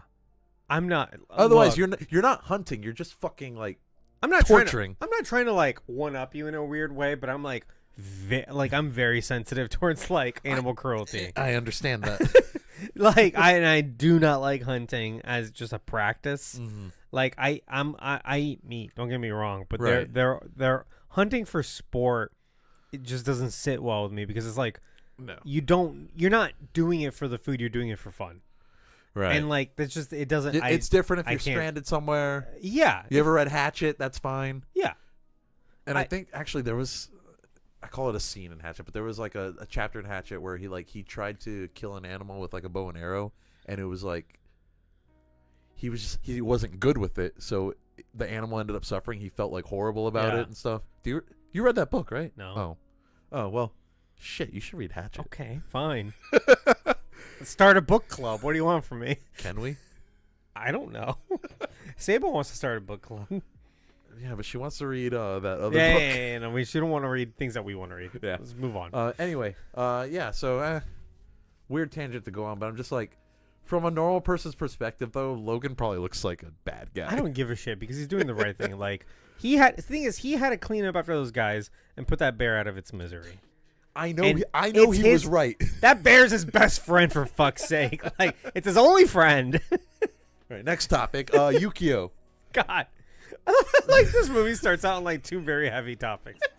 Next topic. Yukio. Is this Suicide and then animal cruelty. Go on. Is this Yukio supposed to be the same Yukio from Deadpool? Okay, so you told me this earlier, and I had no idea. It's the That's same character. It's the same character. That's hilarious. Is this the same iteration of that character? I'm gonna No. say probably not. Definitely not. Because of Days of Future Past. Yeah. But it's like Well, it's crazy how okay. different they're portrayed. Maybe this is the correct time to talk about, like, continuity in the X-Men universe. It's messy. It's a little bit messy, but like I never minded it, and I don't think as these movies were coming out, we also didn't give a shit. I think like people didn't get up in their butts about continuity and canon until like 2012, 2015, in that era. This movie came out in 2013, so it's like whatever. But like This came out after the Avengers. once like Marvel like really picked up and Star Wars came back, like that's when people got really tight about continuity, I feel. Because like nowadays, like I think to an extent it is important, just from No. a storytelling Sure, perspective. no, Yeah. that's not what I mean. I mean like iterations of characters, the actors playing them, like tiny details, stuff like that. Oh. Because like when Rhodey was recast, you know, he just shows up and he's like, Oh. "Hey, I'm here, deal with it," and we all giggled, and that was that. You know what I mean? He literally said. Yeah, but then like 15 years later, when he's a Skrull, people are like, "Oh, he became a Skrull when he looked different." Like, you're thinking too hard about Well, also, it. do you think everybody in the universe is that fucking stupid? Yeah, that exactly. That right. Like they didn't notice that he looks wildly different. Like that's not a canon thing. It's not in canon that he Maybe looks for Ike different. Perlmutter. That's right. If it were up to him, that would be. yeah. No, but for like us, the viewer, like you have to at some point you have to realize, and I know like you're not stupid, the viewer. You know that what you're seeing isn't real, Right. but like you have to understand like this is a production, and their production same with things happen. Edward Norton and Exactly. why can't I But think of his some- name right now? Mark Ruffalo. Mark Ruffalo. But some people are now being like, oh, like that's a different Hulk because he's cooler or whatever. Like forgetting that movie is not that great. Hang on, I actually really like that movie. Yeah, but it's not that good. I like it too, but it's not that good. I think it's good. I don't think it's great. Okay, moving on. Yeah, let's not talk about the Incredible Hulk. 'Cause So my point I could is- talk about it for hours. Continuity wise, later on we're gonna get kind of a retcon on how he gets his name, and it's better. it is better. Look, in my opinion, Cuckoo, choo. yeah, in my opinion, you take that one scene from that one montage from X-Men Origins, Play that and Play- then start this movie. and it's done. It's perfect. You don't have to watch that whole fucking movie. That's the way I guess to go. you never see Sabretooth again, but that's okay. That's fine. It's fine. It's a necessary loss. Or will I am. But Or Gambit. yeah. But like there's already kind of messy continuity. We joked around last time that like he went from D-Day to Nagasaki in a year. He got transferred to the other side of the planet. It's maybe he got killed in one battle. right. But now he's like he learned like it is a major coincidence that two people on different sides of the world 40 years apart go, "Hey, you remind me of a Wolverine." It's a very specific animal. You know what I mean? So it's like I think it's safe to say a lot of X-Men Origins got retconned out of existence. just pick your favorite. Like, you know, especially when it comes to these X-Men movies Especially where like since, Deadpool went back and killed that Deadpool and exactly. Like just pick whatever you like the most when you're looking at. We talked about X-Men movies where It's the just- firse three. It's funny that specifically with the X-Men movies you can just play fast and loose with Yeah. like Like characters are getting recast all the time. there's characters that like have the same powers, but then you find out in like some interview it's like, oh, well, actually it wasn't that character. Yeah. They just had the same powers. because it was at the time, and then we decided it wasn't later. Yeah. Thanks, Bryan Singer. So, and you know what? At the end of the day, my point is, it kind of doesn't matter, is what I'm saying. You might upset a lot of people saying Nah, that. whatever. Yukio reveals that she has precognition abilities and can foresee a person's death. She's there to offer Logan what he desires most, an honorable soldier's death. She reveals that she works for Mr. Yoshida, that's Ichiro. Yes. From World War II. Now a successful CEO of a major Japanese conglomerate. On his deathbed, he wishes to say goodbye and thank the man who saved his life all those years ago and offer him an end to his impossibly long life. On the plane to Japan, Logan jokes about loving air travel. That's like the one running joke in all these movies. He hates flying. He does not like planes. Too bad the X-Men operate out of a fucking Yeah, Blackbird. right. He's not part of the X-Men anymore at this point, I guess. No, that's kind of part of his whole character arc, isn't it? Yeah. How do you like this character, Yukio? I think she's really interesting. I like her a lot. I think I She like the grew on me. Deadpool one more, I don't remember the Deadpool one, I'll be honest. but I might be because I just think she's cuter. So that might not be like this. Might be a Oh. more in-depth character with Yeah. more characterization. Yeah. Because she did grow. Because at first I'm like, she's very like stoic and like off-putting. I like this character a But lot. but towards No, she's by fun. the end of the movie, I'm like, oh, I really like her. No, she's a lot of fun. Yeah, Yeah, she's very lighthearted. but you don't learn that until a little bit later. Yeah, sure. The two arrive to Mr. Yoshida's home where we meet Mariko, his granddaughter, and Shingen, his son, Mariko's father. You remember the name? Yeah, we just talked about it. Is this DK? No, DK's that's the yeah. cop guy. He's the Minister of Justice. We'll get It's like there. the DA. Sort of. He's more of a politician than anything. Oh fuck. Yeah. Anyway, Politicians. we'll get there. We'll get to it. The names are complicated. It's just try to keep up. So are the everybody. titles, Yeah. honestly. Before Logan is permitted to see Mr. Yoshida, he must first be bathed and groomed like a wild animal. Mr. Yoshida greets his old friend Kuzuri? Kuzuri, Japanese for Wolverine, while he lies on his deathbed made up of giant posable nails surrounded by hospital equipment. That was actually a really cool bed. I think it's so stupid. I think it's cool. It's the fucking toy that you put your hand on. Yeah, but it moves nail with bed. him. Yeah, it's just the other way around, where instead of you moving the nails move you. But they're literally nails. There's no like sheets or anything. I think in concept it's cool. I don't know what the medical gotta be benefit is it's of gotta it, be so uncomfortable though. but it allows him to like move around and I don't know. Yeah, but they could have put like a mattress over it though. You know what I mean? Like he's literally on like a bed of nails. But that wouldn't look as cool. I guess. Eh. Mr. Yoshida finally thanks Logan for saving him from the atomic blast in Nagasaki. He goes on to sympathize with Logan for having to endure eternal life without purpose, a Ronin with no master. Yoshida carefully proposes that Yashida Industries has the technology to undo the mutant ability and pass it on to him.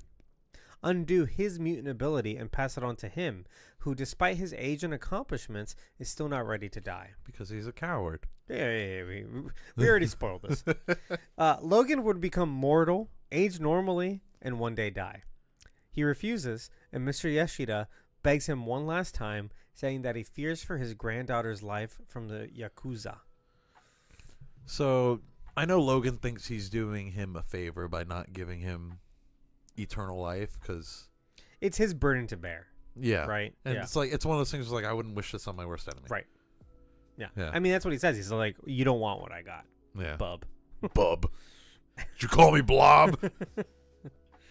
How do the Japanese ladies know his iconic shaven haircut? Because the script told them.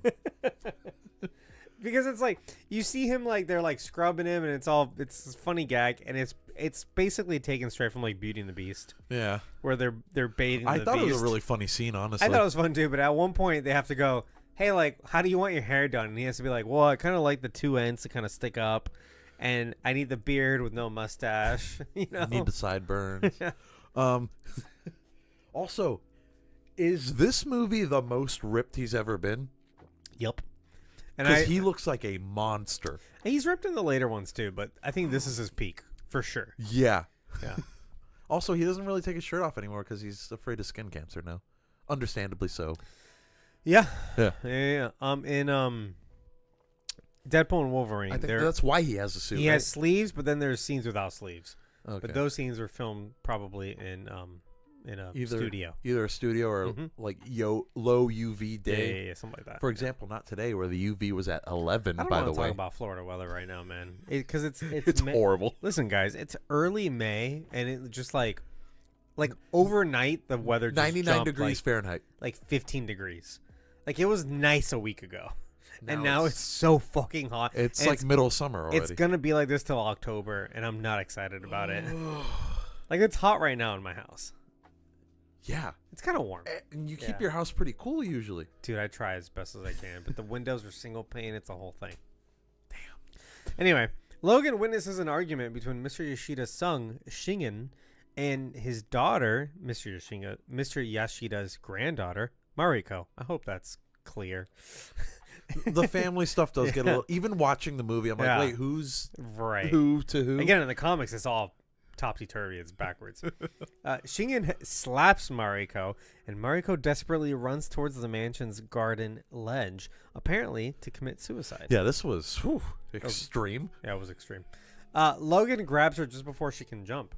He then learns that Yukio is unrelated to the Yashida family, but was nonetheless raised by them and became a sister to Mariko. Meanwhile, Mr. Yashida privately shares his disappointment to his son Shingen and tells him he will not leave him control of the company because he plans on still being alive. Yeah, we don't know that yet. Logan dreams of Jean Grey again, but maybe also Mr. Yashida's oncologist kissing him violently. Madam Hydra, right? Yeah, it's Viper. Yeah. He wakes up to the sound of panic at the disco. Yeah, I literally was going to say that. He wakes up to the sounds of panic at the house. Mr. Yashida has died in his sleep, and Yukio failed to predict it. This is kind of good foreshadowing. No, there's a lot of good foreshadowing in this movie. Because at first I'm like, oh, like I guess her powers don't work all the time. No, he's not dead. Yeah. Spoiler alert. Yeah. But she thinks that she failed. And then we might be able to talk more about her powers in a later scene where she foresees something else. Right. Which can actually relate to the next movie retroactively, but we'll get to that. Okay. Yeah, I don't know what you're talking about, so you're sure. Okay. Mr. Yashida's funeral is a tense affair, with the Japanese press and the entire Yashida family eager to learn the identity of his successor. Among the suspiciously chipper present are Noboru, Japan's Minister of Justice, and Mariko's fiancé. DK, yeah. From Fast and Furious Tokyo Drift. Yeah, not Donkey Kong. Yeah. Drift King. And the oncologist, who can't stop smiling. She is so fucking out of place, and I'll talk about her later. She's also really creepy. Yeah. Logan witnesses a mysterious fellow paying his respects from the rooftops and disgraces himself when he assumes danger is afoot when he sees a priest's modern tattoos. Which, I believe in Japan, if you have a lot of people that have tattoos are associated with the Yakuza. Oh, is that so? Yeah, it's like it's not a popular thing to have tattoos over there, apparently. Well, there you go. Well, then he's correct. He's correct. When all of the priests remove their robes and reveal concealed weapons and shoot Logan, he feels real pain for the first time. Chaos ensues as Logan... that's not her name, right? Who are you? It's Yukio, not Yokio. I keep her... You know how I remember it? It sounds like Yu-Gi-Oh! Yu-Gi-Oh! Chaos ensues as Logan, Yukio, and the Yashida security fight the Yakuza trying to kidnap Mariko. The mysterious rooftop man pulls out a bow and assists by sniping the Yakuza. The blonde oncologist takes pictures and spits green shit at a guy's face. There's your villain proof right there. She was using a Microsoft phone. Do you remember weird? those? No. Oh, man. Oh, like the Windows phone? Yeah. Oh, yeah, Windows phone, I guess I should have said, yeah. Yeah, I kind of remember those. They're no good. I really wanted one when they came out. I thought they looked really cool. Oh. You didn't think they looked cool? No. What, because it wasn't an iPhone? Yeah, I'm an iPhone day one. Oh, this is when I was an iPhone adopter. hater. I'm still kind of an iPhone hater. I just kind of have to have one now. No, you don't. You chose to buy that. You phone. guys bullied me into it. We did not do that. I was perfectly happy with my Samsung. I was surprised when you Galaxy showed up with an iPhone. Note All right, whatever. 2. Yeah. So she's instantly like outs herself as the villain of the movie. Oh yeah. I'm gonna go on a whole tangent about her later. Blake said we kind of bullied. I her. just really don't like her. No, we didn't. Yeah, you guys did. Anyway, Who's this green guy in our chat? Noboru is played by Brian T. Or is it Brian Lee? Oh God. God damn it. Brian T sounds right though. I think it is right. I'm just nervous. I fucked that up.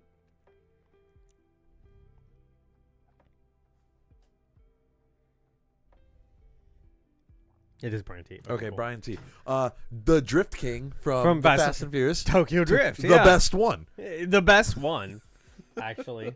Blake. Yeah. Also, he's associated with the Yakuza in that movie too. Oh, that is true.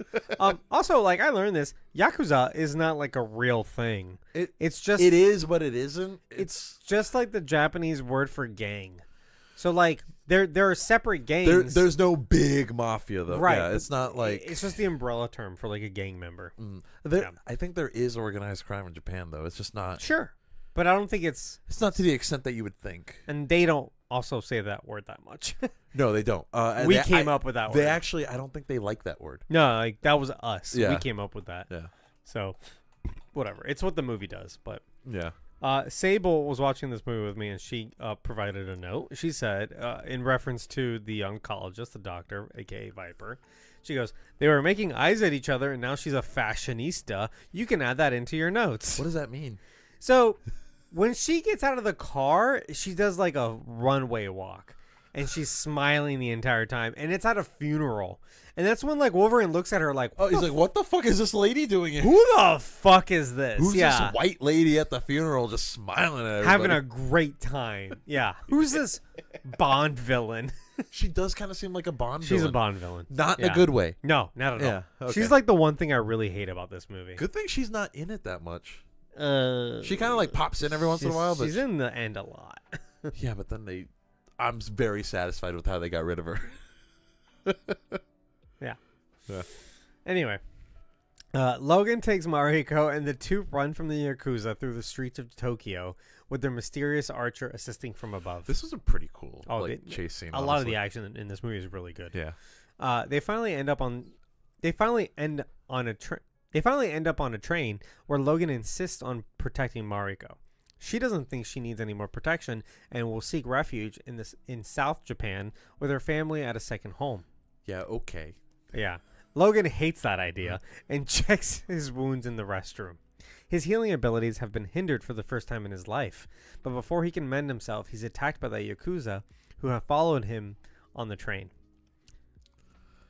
Their fight is brutal and continues to hurt Logan as they, of course, venture on top of the train. Listen, this was so ridiculous, but I really liked it. But it's also executed really well because in most movies they would be like standing on the train. Standing. No, like they're struggling to stay on top of this thing. They're like really having a bad time. And they're like flying like multiple cars back. Yeah. And, Logan uses his claws to hang onto the roof of the bullet train, moving insanely fast through the city. They go like over 300 miles an hour. Yeah.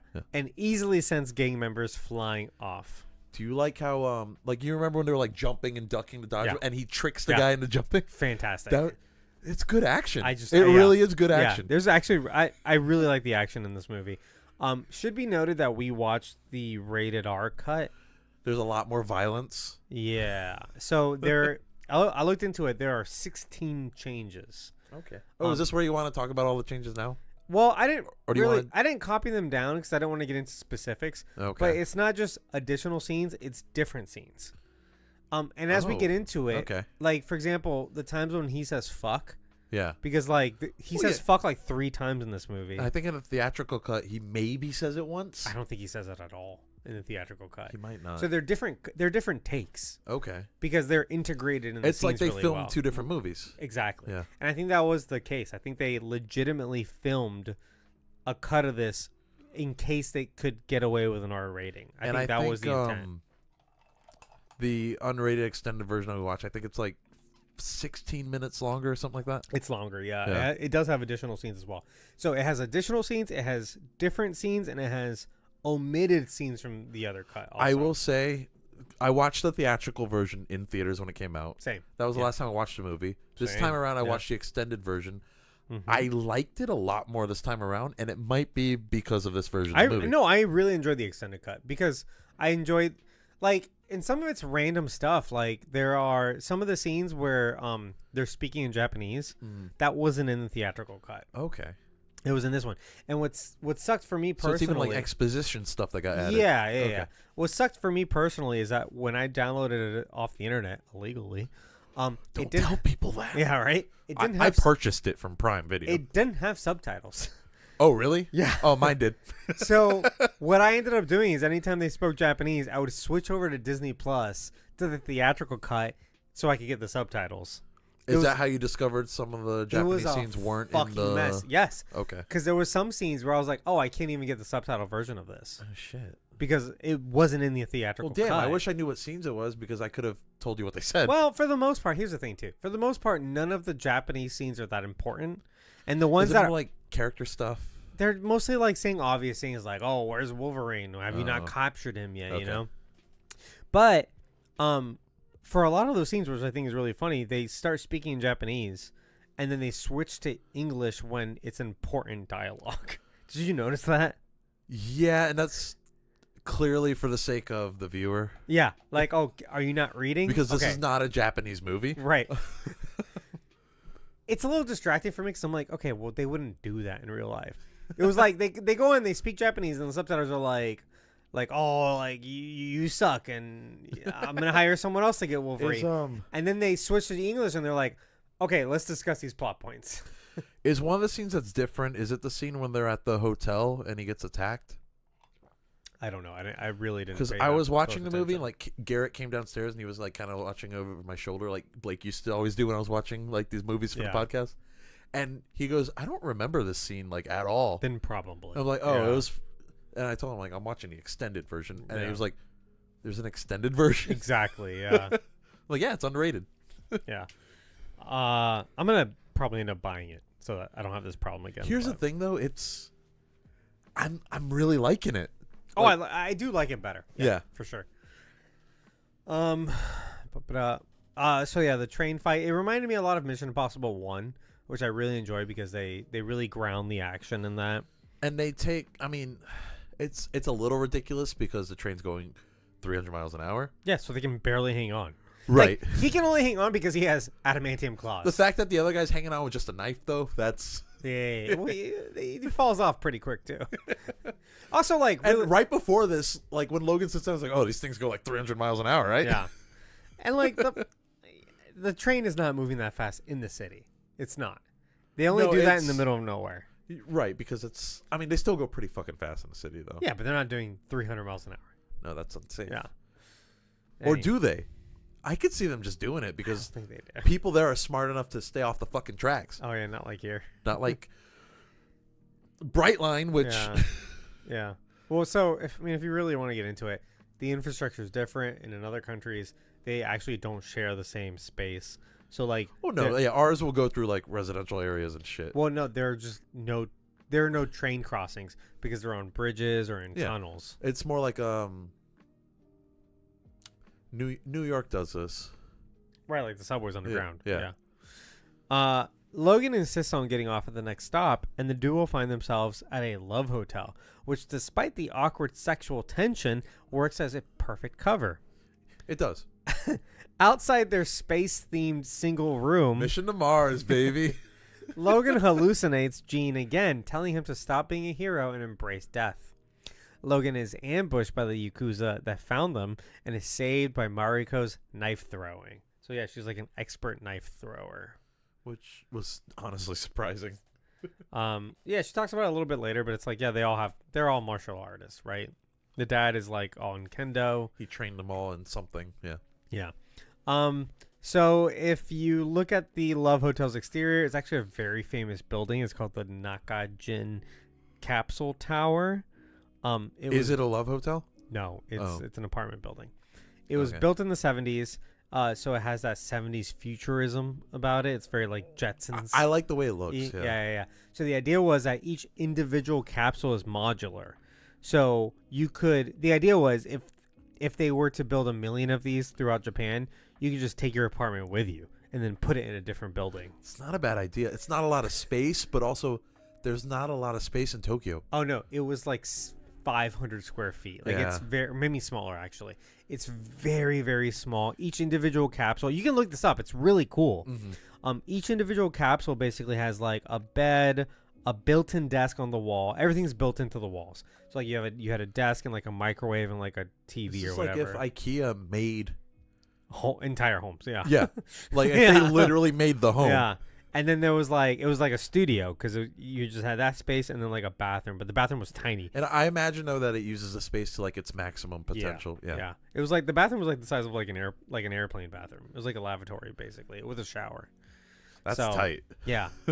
You can. So it was actually there was all these petitions to maybe like save it, but it kind of went into disrepair and they just recently demolished it. Oh wow. Yeah, in like 2022 or something. Damn, that sucks. So some of the capsules have been preserved and they're put in a couple different museums in Japan. But it is just a super interesting concept that they tried out in the 70s. Well, right? a lot of what they do over there is super interesting because they kind of have to adapt because, you know, small space and like very densely populated. Yeah. So it's like there's not a lot of like elbow room, so to speak. That being said, when they walk into the hotel room here, though, it looks very cozy. Yeah, but again, that's not one of the capsules. No, that's a set. That's a very large room. Like the capsules they walked were in there, I'm like, I could live tiny. in there. Yeah, it was a really big room, Yeah. which is not what this No, was. it would be like maybe half the size of this room. Yeah, if you guys are interested, I'm gonna link it below so you can like scroll down. I'm actually interested in looking at that. It's really cool. I had looked it up before, which is why I recognized it. Okay. But Logan wakes up in a vet's office where a student has stitched up his wounds. He asks Mariko about the blonde doctor who met Mr. Yashida in America. Meanwhile, the blonde doctor is mistaken for a prostitute while meeting the mysterious archer. The two are tentatively working together to capture Logan, and she admits to have suppressed his powers. Logan and Mariko arrive to her family's home outside Nagasaki, where she tells him the archer is Harada. Harada. Probably Harada. Harada. Yeah. I mean, she says it all Japanese, so I don't know what the best way to pronounce it is. It doesn't matter. Her previous lover, who she could not be with because of her family. They share a meal, and Mariko admits that she wanted to jump off the cliff because her grandfather was giving control of his empire to her instead of her father. Too much pressure? Yeah. Under pressure.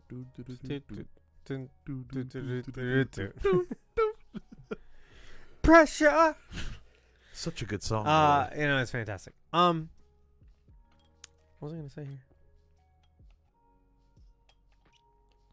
I love the scene where she goes, the Viper, who is dressed to the nines, is in a random alleyway where prostitution is like fucking legal. Yeah, here's the thing though. I don't blame that guy for. Yeah, it's a normal thing for him to do, and she takes such offense that she kills him.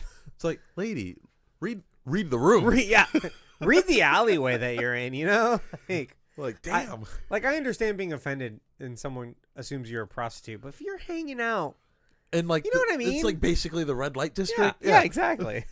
Like, I just hate her character so much. Everything she does pisses you off. I don't think she has one redeeming quality. She's like gross too. She's like a lizard lady. Yeah, I mean she's pretty. That's something, right? Yeah, but then she starts ripping her skin off. So like this entire time I watched the movie and I could have sworn I knew who that actress was. I have no idea who that is. No, I don't know. She's like she's a Russian actor. Okay. She has very few credits. She's just kind of didn't do too much. So like we've never seen her before. Oh. But I realized that it's because she looks exactly like what's her name? The actor who plays Agent 13. Really? Yeah. I don't think so. She looks like a cross between her and like. You think she looks like, I can't remember her name right now. Christina Applegate a little bit, and a little bit like What's that girl from Dodgeball? Ben Stiller's wife? Ben Stiller's wife. Yeah.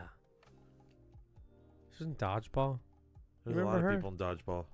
She was Vince Vaughn's girlfriend in Dodgeball. It's Ben Stiller's wife in real life. You're not talking about Linda Cardellini, right? No. Okay. Is she even in that movie? No. What movie am I thinking of? Well, I'm she thinking kinda- of Grandma's Boy. Yeah. Yeah. Random. All right. I don't remember who Vince Vaughn's girlfriend in that movie was. I forget her name, but I'm pretty sure she's married to Ben Stiller. But you think she looks like Emily Van Camp? Emily Van Camp, yeah. She does look like her. I mean, some similarities, but I don't think their face is that similar. I thought they looked identical at the time. I don't see it. I don't see it. Anyway. Yeah. This part of the movie is a little action heavy, but it's pretty good and I like it. No, I think the action works really well because it's not just random action for the sake of it. Some of it might be, but it's like he's being hunted, so it's like it's within the plot. It makes sense. It's not gratuitous. Sure. Yeah. Yeah. Logan helps the townfolk and finds the exact spot where he and Mr. Yashida survived the nuclear bomb almost 70 years prior. 70 years prior. Yeah, it was like 7 years. Yeah. Wow. Just misspelled. I didn't realize World War II was so close. That rainy night, Logan and Mariko make love, and Logan wakes up from a nightmare where he's attacked by the Silver Samurai.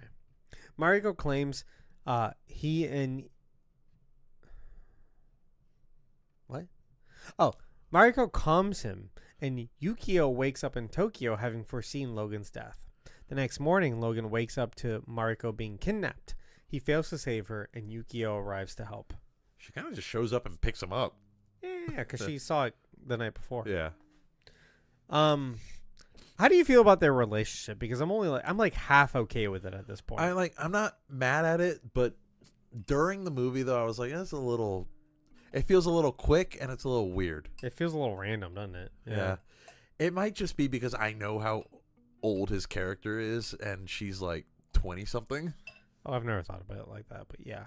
I mean, there's no 150-year-olds. No, around. it's like he's never gonna find anybody his age. But it's just as an audience member watching, I'm like, it's a little odd. I thought it was a little bit quick, and maybe they needed more scenes together. I think that would have helped a lot. I also was thinking about her like fiance, and I was thinking about the other guy. Her fiance sucks. Her fiance sucks, and she's not technically with the other guy, so like none of that matters. Like, she's single, basically, for all intents and purposes. Yeah. But like, what works about it is like, here's this beautiful woman, and here's this very impressive man, right? And they each are offering each other peace and reconciliation, but like they each have their internal struggles with their shame, you know? Like, she has a lot of shame, and obviously he has a lot of shame. I also think they have more chemistry than him and Gene, honestly. No, 100%. That's the other thing too. It's like the more the movie goes on, the more I see it. It's a better relationship. You know? It's a healthier relationship. But maybe like this sex scene was just a little bit early where I didn't see it yet. I don't think the sex scene needed to be in the movie, honestly. Maybe just kiss or whatever. Yeah, I think that would have been fine. I get it though. It's sexy. It sells. I mean, in fairness, like, cool. there is no sex scene. They kiss, and the next morning they wake up in bed together. Yeah, true, but it's implied. Yeah, right.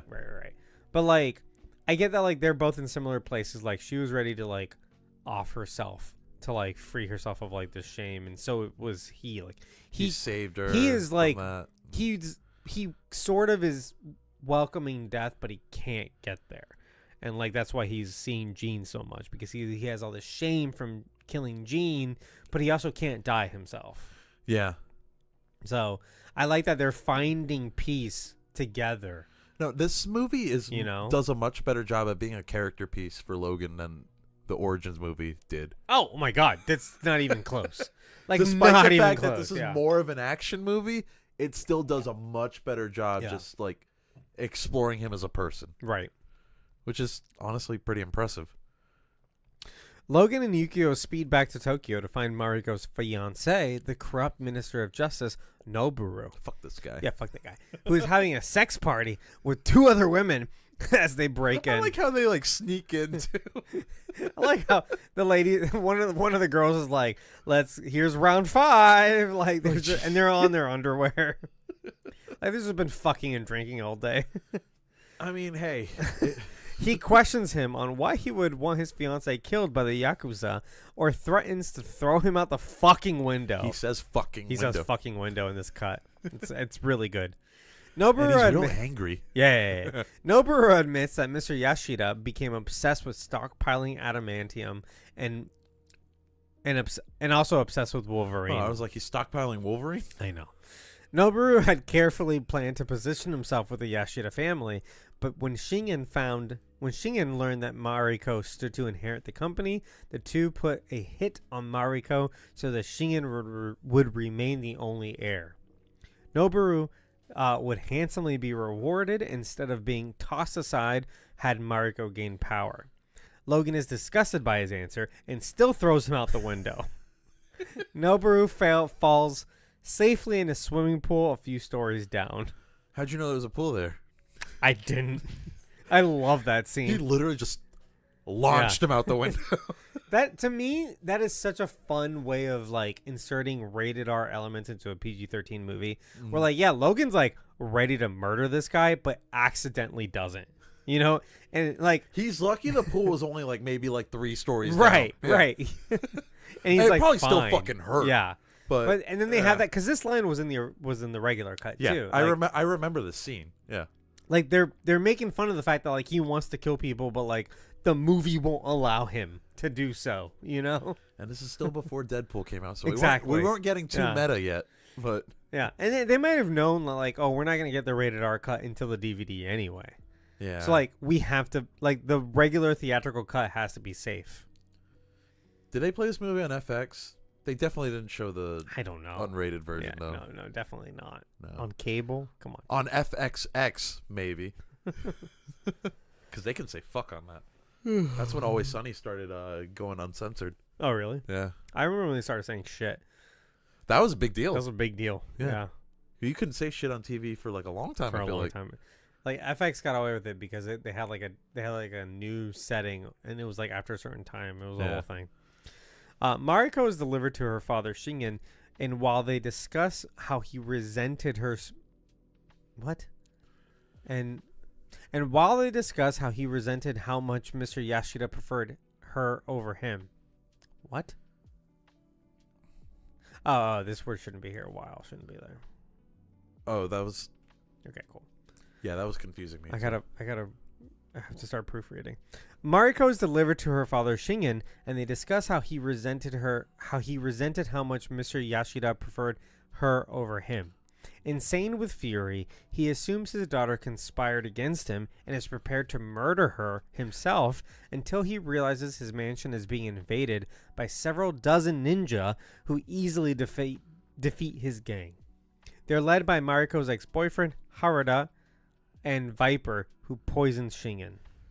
At this part, like this time around, I understood what was happening more. But when I watched this in theaters, I'm like, whose side I kind of is like everybody that, though. on? Yeah, I kind of like it. I kind of like that. There's like all these different. There's like parts. infighting. Yeah. Like I said, like It's this, interesting. This time around, I understood it more. I don't know if it's because I'm older. I don't know if it's because I paid more attention. Right. I don't because I was. When did this come out? 2013. I was 20 years old. It's 11 years ago. I wasn't. What month did this come out? I might have been 19 years old. Probably I was still a summertime, teenager. Yeah. So I was just like, maybe my brain just wasn't Yeah. understanding everything. Logan and Yukio arrive too late. Everyone's either dead or gone. But Logan wants to take the opportunity in Mr. Yashida's medical room to x-ray what's killing him. They see a robot spider inside Logan's chest, hugging his heart and suppressing his ability. This was fucking creepy. Yeah. Yukio tries to stop Logan from performing surgery on himself because her vision of his death involved him dying with his own heart in his hand. Just then, Shingen arrives in samurai armor to kill Logan while he's operating on himself. Chaos ensues as Shingen and Yukio sword fight around an unconscious Logan who just pulls the spider out of his chest. As they continue to fight, Logan's wounds finally start to heal. Logan's wounds finally start to heal rapidly. He wakes up just in time to stop Shingen from killing Yukio and rises in what seems to be the best shape he's ever been, both actor and character. Logan fights Shingen, who is now wielding 2 katanas.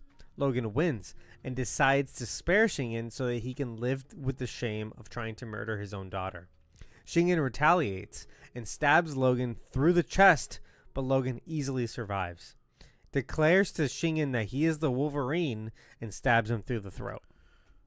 That was badass. This is easily the best fight of the movie. Yeah. This should have been the finale, in my opinion. Like, I'm not a huge fan of everything that happens after this part in the movie. But then we wouldn't get like the whole, I guess, closure with the Silver Samurai part of the movie. I mean, like, yeah, it should have been. I mean, when I say like that part shouldn't be in the movie, I don't mean just like cut it out. I mean like move things around a little bit. Yeah, the movie should have been written for that. Oh, okay. But like this is the emotional. No, it feels fight. the most climactic. Yeah. Yeah. Like the themes and the emotion and the meaning is in this And fight. the drama's there too. He's like trying to operate on himself in the middle of all this. Yukio is like desperately trying to defend him. Yeah. But it has the most meaning. Like earlier in the movie, there's a conversation between Mariko and Logan, and he keeps on putting his chopsticks like upright, and she's compelled to like go and like lay him on the table because she's like, that's bad luck. Like that represents, what'd she say? I don't remember. It was like it was a death thing. I remember her doing that though. Like it represents death essentially. Or incense in a funeral is what she said. Oh, yeah. So she was like, no, you lay them down. And he kept on doing it. And he's like, and she goes, she's like, nothing is without meaning here, but you're not Japanese, so you wouldn't understand. And so she's getting across to him is like, everything that we do here is for a reason. It all has meaning. There's metaphor. There's all kinds of things you don't get understand. You're just a dumb Canadian. Yeah. And you don't do that over there. Like, you don't respect little things like this. It was weird saying dumb Canadian, not dumb American, but right. But for all intents and purposes, it's the same thing. Same thing. You're a Westerner. Yeah. But like there are, if you watch this scene closely, there's a ton of that just in this. Like earlier in the movie, Mr. Yashida, when he's a child, not a child, sorry, when he's a young man in the well, he tries to gift Logan a sword, a katana. Yeah, his katana, his officer's and he's like, katana. I can't take this right now. But he also tells him like, no, in Japan, this sword, like, this is a two-handed sword. You hold it with 2 hands. Oh yeah. If you watch this fight, Shingen he wields both swords. They're regular katanas. They're not ninja swords or anything like that. Yeah. Regular katanas, two-handedly. He's doing it wrong. Yeah, you're not supposed to do that. He is because like the meaning doesn't mean anything to him anymore. He is full of shame because he's ready to dishonor his father. He's ready to kill his daughter, right? Yeah, no, like this guy, he might be more of a villain than Exactly, Silver Samurai, honestly. Yeah. Like this should have been the end of the movie, in my opinion. Like he is breaking all these traditions visually. And at one point at the end, he fucking stabs Logan, and it's going right through his fucking chest, and Logan pulls it out and kills him back, right? But like as he's pulling out of his chest, he's pulling the shame out of his body also. He's releasing that, you know? And my God, I did not think of it this way. Oh, I did. Wow. Because not only that is the sword. The sword he got stabbed with is the sword that belongs to him. Mr. Yashida, early in the movie, in that well, was like, I want to give you the sword. And then Logan says, I'll come back for it later. He's like, you keep this, I'll come back for it. Right. Symbolically, this is that moment where he comes back for the sword. It is literally in his chest. He removes it and expels the last of the shame that he has. And he puts... And we don't see Jean again after that. Well, we see her one time, but it's at the more end of of the movie. like an acceptance type thing. Yeah, and Logan is literally telling her, no, you know what? I found my purpose again. And I don't want to die. It is. This is such a meaningful action scene. I love it so fucking much. And like everything that happens after this really doesn't have it. That. It doesn't feel as weighty, I guess. Right. But also, it's like this is a good moment for the villain Shingen, because he gets put out of his misery. Like he actually gets to accept his shame because he fucking tried to kill his daughter, and like Logan, out of like jealousy. Yeah, and Logan like tells him that he's like, no, you have to live with this, but he won't do that. So he just Because he is also a coward. Right. But he stabs him through the fucking throat. Ooh. You know? Yeah. I fucking love this scene. I actually stopped, went back, watched the whole thing over again. I watched it like 3 times. This is really good like, stuff. I thought it was really good when I watched it, but like you breaking it down, yeah. I'm like, holy shit. This is a really good scene. It's very poignant. Wow. And also, not only that, at the end when he pulls the sword out of his chest, again, expelling his shame, he proudly declares that he's Wolverine.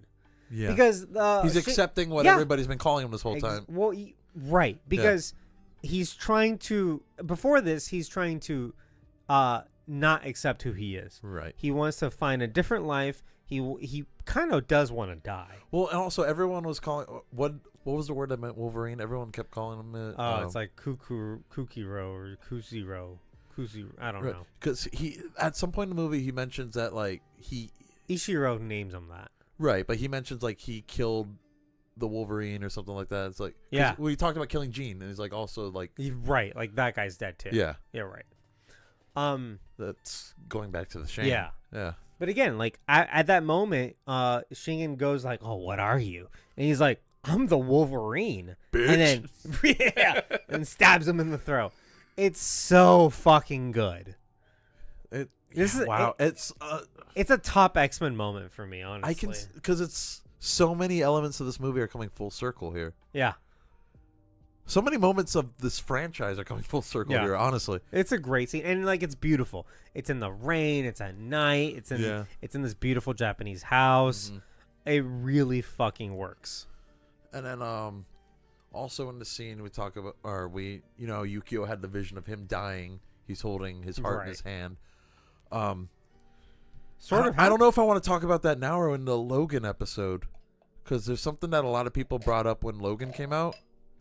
Does he have his heart in his hand? Metaphorically. Oh. He's holding Laura.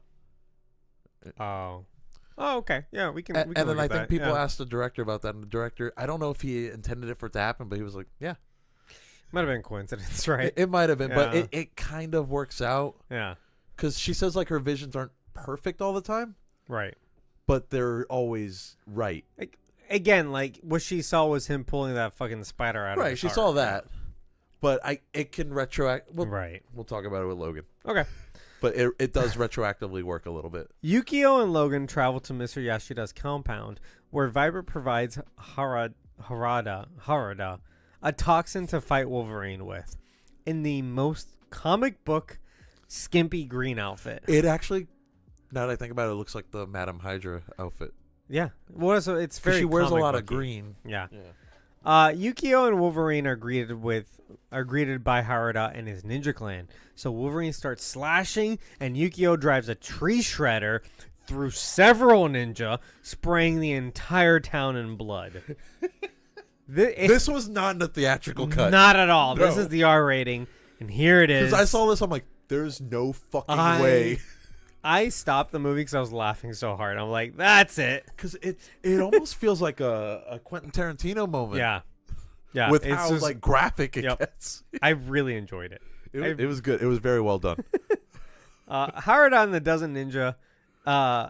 the dozens of ninja start shooting Wolverine with cable arrows to slow him down until he stopped, strung by 30 or so cables with their arrows attached to his chest. This might be one of the more memorable scenes from the movie. Sure, yeah. Like, and I do like it. I like this sequence. It's another one that's like, it's kind of ridiculous, but also it's fucking Wolverine. Yeah, exactly. Like, and he's got his healing back. Again, just because I say the movie should have ended in the last scene doesn't mean that like it should literally end in the last scene. I'm saying like that should have been the finale. Like move that towards the end. Right. Yeah.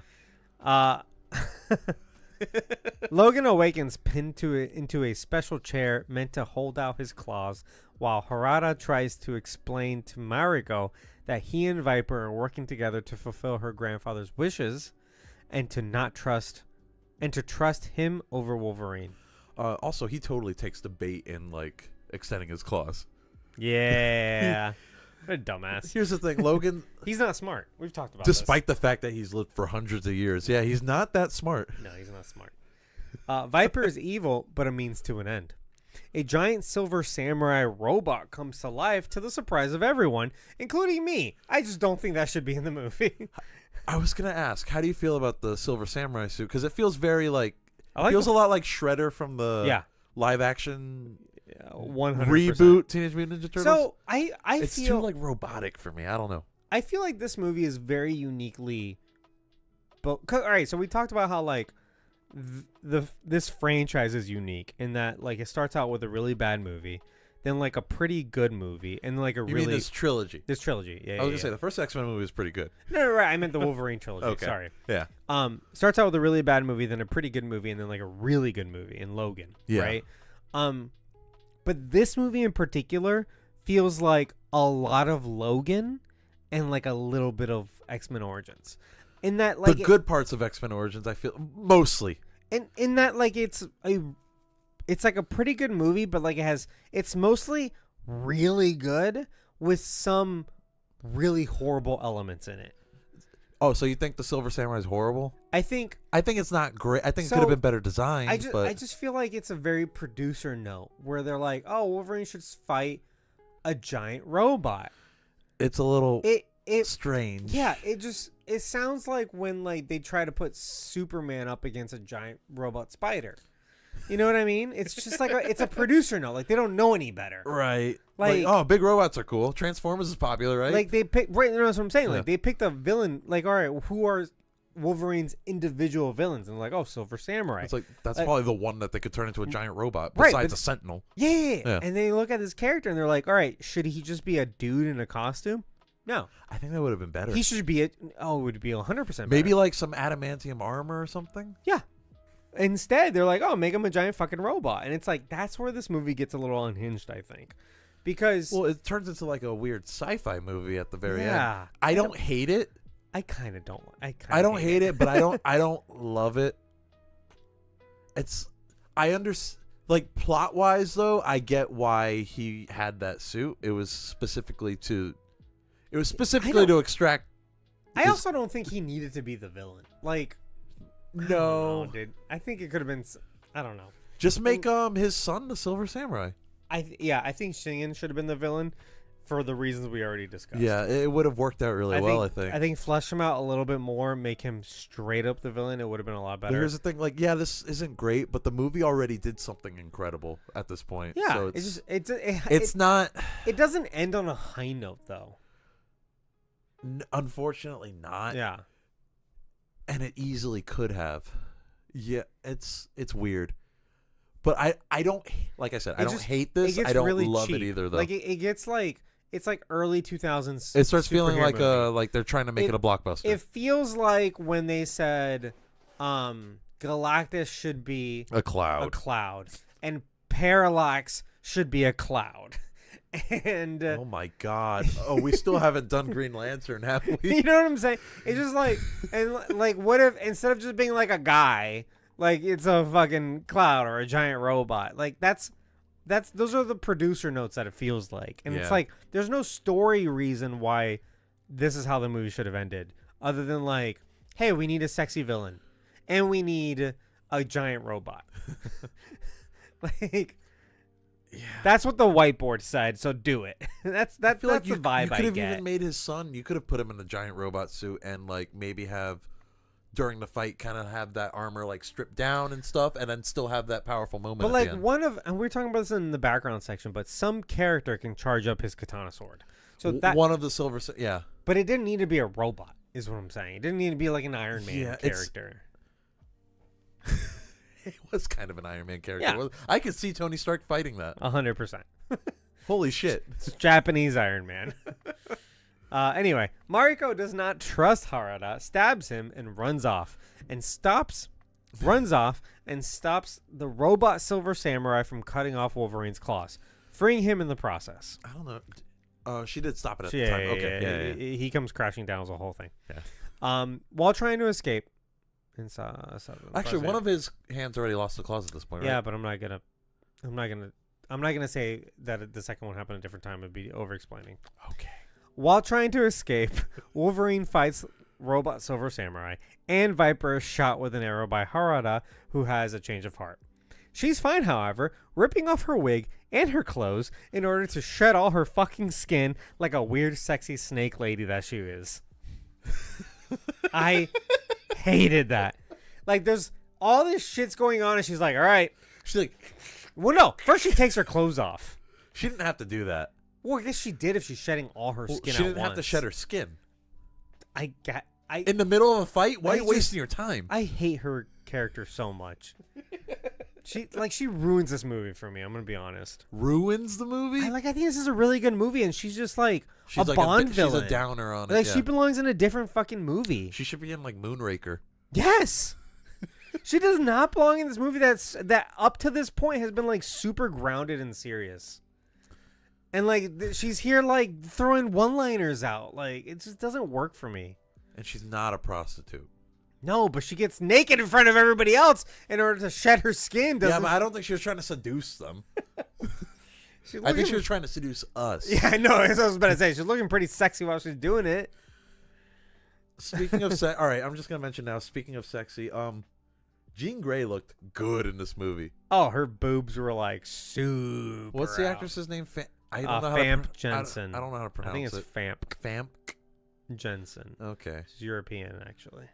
Like all of the scenes where Logan sees her, I'm like, she's beautiful. Well, that's the point, isn't it? Yeah, she is absolutely gorgeous. She's almost like a siren to him. Like she's luring him into the afterlife. And it kind of works really well, like in the context of Yeah. this movie. Yeah, I know. Even in X-Men 3, I don't know if I mentioned in X-Men 3 episode, but like that works really well in that. That's one of the plot points that works in that movie. Oh, the fact that she's like beautiful. And she's like almost like trying to lure. Well, Logan she's very seductive. Well, she lures Scott to his death. Right. It's So, Phoenix yeah. doing it, but yeah. But it's really well done, that movie. Yeah. Terrible movie overall, but I think I put it in the Phantom Zone. Maybe.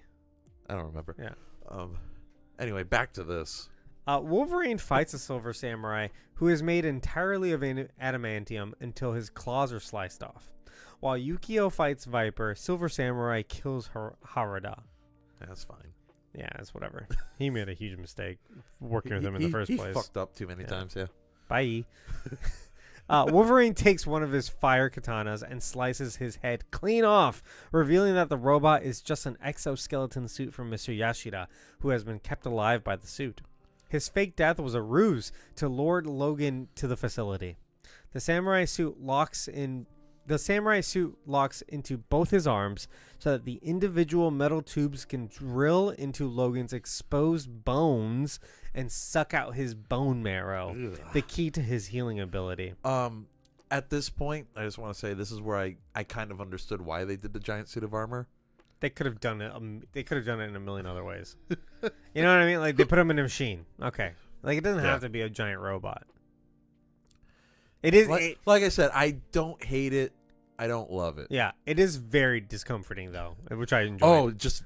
And it's also like like all his bones are wrapped in adamantium. Like he is. Yeah, his whole he's skeleton was grafted in it. Yeah. So yeah, you would need a giant flaming adamantium sword to even get into it. We saw Stryker do this to him. Yeah. You'll be in the most pain you've ever been in your entire life, or something like that. Mr. Yashida, blinded by the prospect of eternal life, tells Logan that he's wrong in believing that a life without end can have no meaning. It is the only meaning he desires. The process works and youthens Mr. Yashida back to his young body, but Mariko shows up in time to stab her disgraceful grandfather in the neck. Logan is released and mostly unaffected by the loss of his marrow. He kills Mr. Yashida with his bone claws and says, sayonara. Sayonara. I kind of like that. It's one of those words that I forget is Japanese in origin. It just means goodbye, right? Yeah. Yeah. Yeah. I was about to read a whole article about it, about how, like, it's more nuanced than that. I don't want to get into it. Is it like I don't know. Similar to how like aloha isn't just like hello Maybe. and goodbye in Hawaiian? I think about this a lot in Spanish, where like there's Spanish words that like sort of translate, but just because it's the best translation doesn't mean it's a literal translation, or vice versa. Oh, me trying to learn Spanish right now, I'm like learning that. I'm like, oh, like I used to say like for excuse me, I'd be like permiso, but apparently a lot of people say disculpe. Yeah, I mean you can say disculpa, which means excuse me. Is one of them like pardon me and one of them like excuse me? Disculpe means like forgive me or like okay. pardon me, right? You could say permiso, which means permission, which is short for you, like, may I have your permission, as in like to get by you. Okay. You could also say con tu permiso, which literally means for your permission. So when you say permiso, it is short for con tu permiso. With your permission. With your permission. Okay. Like, am I like excuse me, or like Is like, permiso permit, more... like permit me to pass you or is something. it more formal? Either way, they both work. They're on equal playing grounds. Okay. Yeah. No, that's the thing with like direct translations to English are They always don't like necessarily work. Yeah. Yeah. And language has evolved in all sorts of ways, which is why I just didn't want to get into if sayonara is like legit because or there's a lot there. Yeah. Yeah. Okay. Anyway, I like that it took a little bit of bone marrow for him to like de-age, but like it wasn't enough to affect Logan. Like he's just like, yeah, I'm fine. Like I'll just grow it back, you know.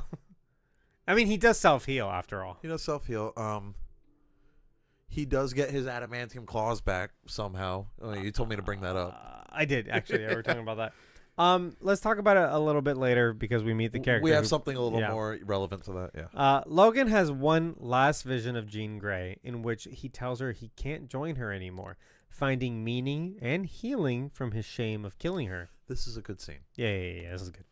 Logan says goodbye to his sort of girlfriend Mariko, and Yukio accompanies him in the jet to wherever he needs to go. Logan accepts his role as a soldier and wants to return to his life. In a deleted scene, I don't know if you saw this. I'll consider it canon because I did see this deleted scene. I don't know. I wouldn't consider it canon. Come sure. on. In a deleted scene, Yukio gives him a briefcase with his iconic orange and brown Wolverine suit and mask. I think this iteration of suit looks badass too. We're probably gonna see it in Deadpool and Wolverine. It's gonna be very similar. Only in Deadpool and Wolverine, it's yellow and blue, and it's gonna have the sleeves. But well, he does rip them off at some point. Okay, yeah. So in the comics, typically, yellow and blue is when he's working with the X-Men. Yeah, orange and brown is when he's solo. And he started off with the orange and brown. I think because chronologically he started. I think first release he was yellow and blue. Really? Yellow and because he was first introduced in a Hulk comic, right? Yes, so he was orange and brown, I think. Okay. It gets confusing.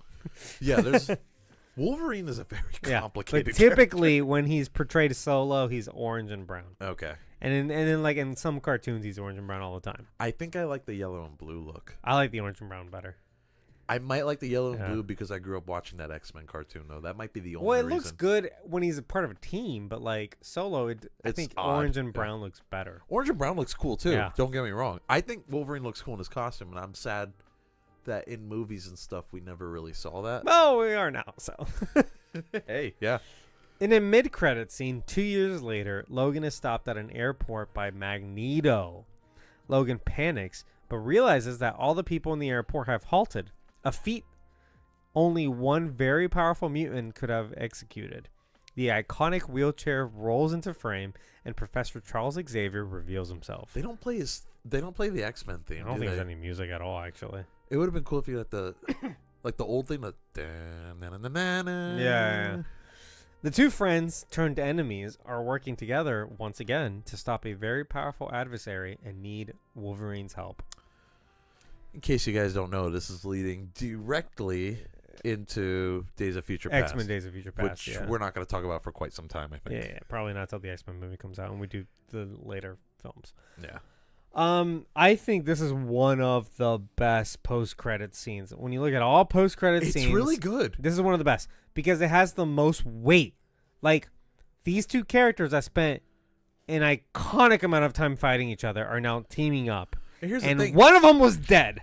And both of them we never thought we'd see again at the time. Well, yes, I remember seeing this in theaters. Because I don't think we knew Days of Future Past was coming yet, did we? I don't think we did. It wasn't one of those where like we knew that they were going to cast the older cast I think we knew there was another X-Men movie coming. Right. Like we knew there was a sequel. We didn't know they were doing this. Because I remember I watched this.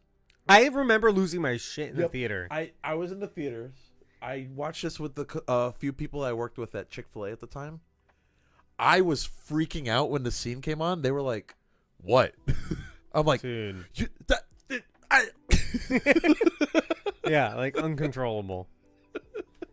They probably thought I was insane. No, this is huge. And it should be noted that I later saw Days of Future Past with all the Chick-fil-A people. Nice. So I was like, guys, this is what I was freaking out about Yeah. like a year ago. Yeah. This is a great lead-in.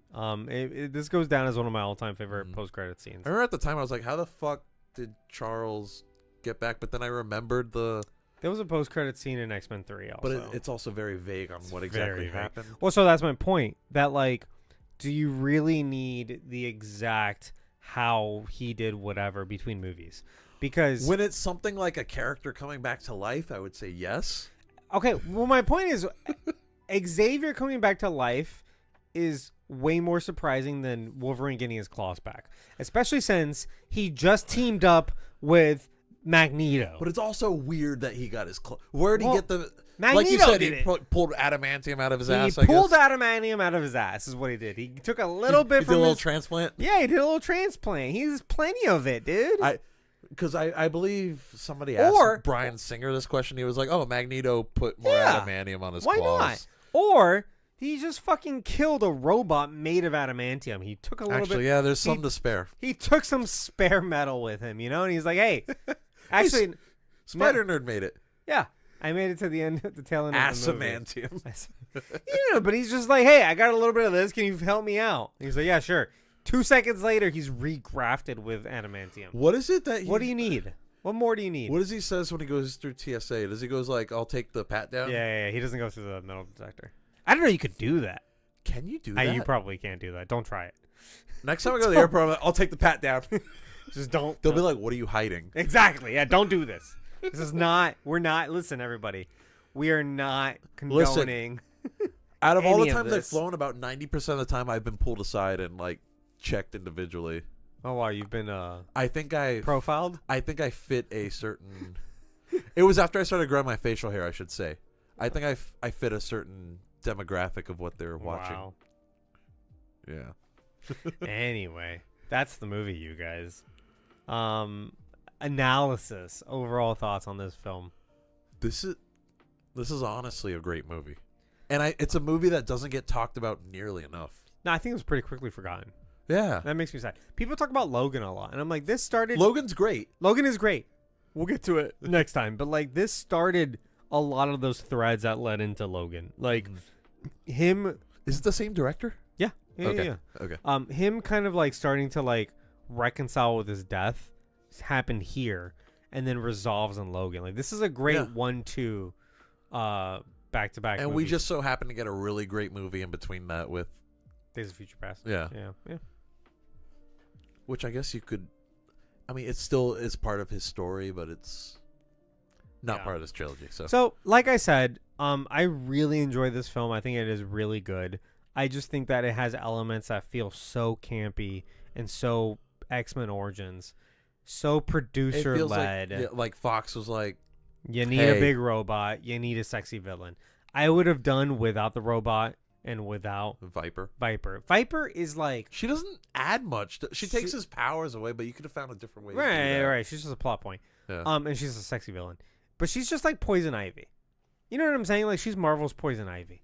She's got kind of similar powers. She's not as fun as Poison Ivy. But she's not as fun. But it also is like, Poison Ivy is also like a really interesting character. She didn't need to do Uma Thurman's Poison Ivy in Batman and Robin, because that's Uma Thurman, first off, did it better.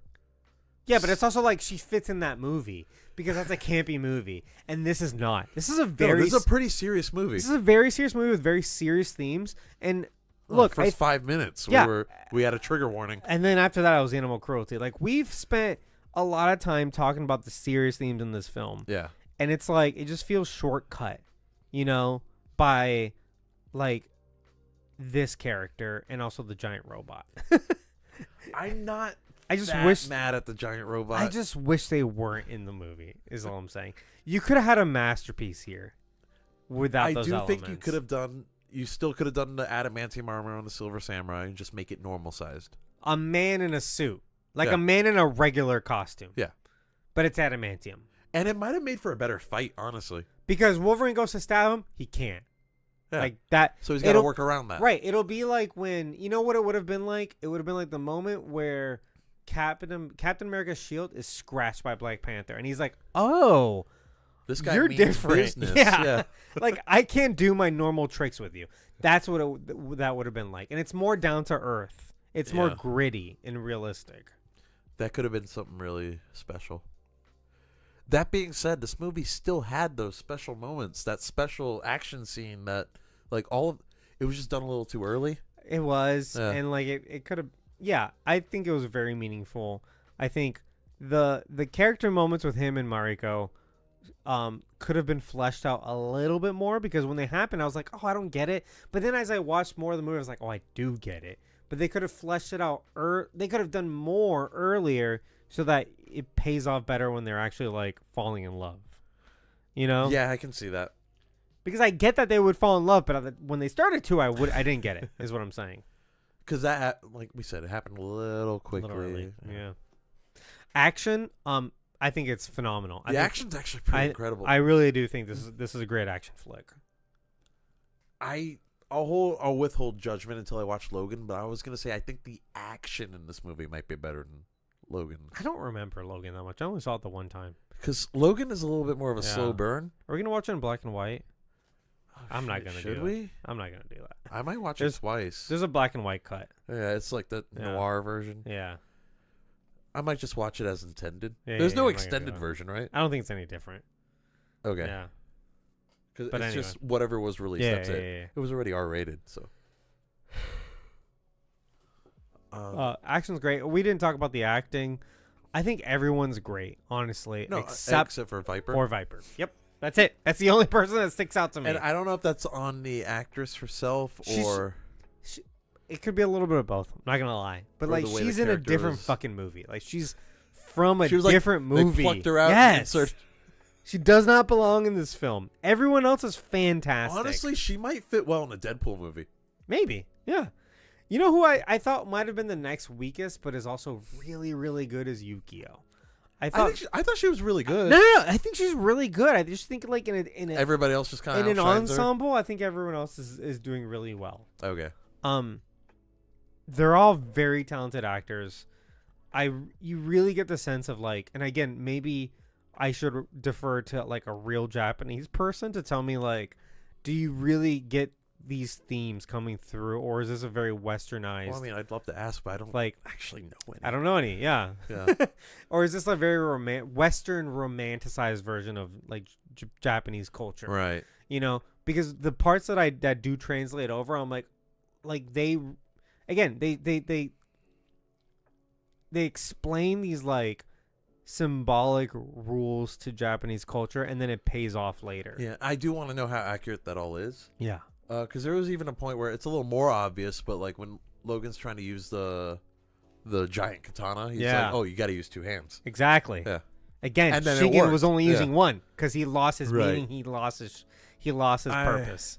If we have any Japanese listeners or anybody that's very familiar with Japanese Yeah. culture, reach out to us. Let us know because Not only that, in general, like if you know stuff we don't, please reach out. I Yeah, love talking to fans. and I like first off, I love talking to fans. Secondly, I love learning things. So Same.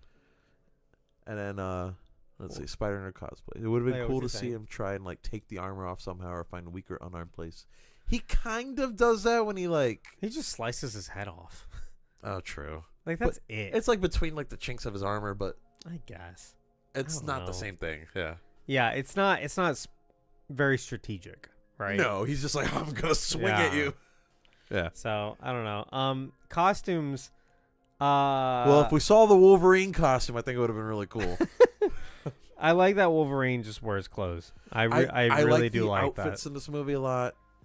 Say what you will about the Silver Samurai armor. I thought it looked cool at the Yeah, very the least. first Silver Samurai armor. I didn't like the robot. But like when in the funeral, they're like, "Oh, there's a Silver Samurai." I was like, "Yeah, someone get in that costume right now." And they don't even use it. No, he uses the neck down Yeah. for yeah. one scene.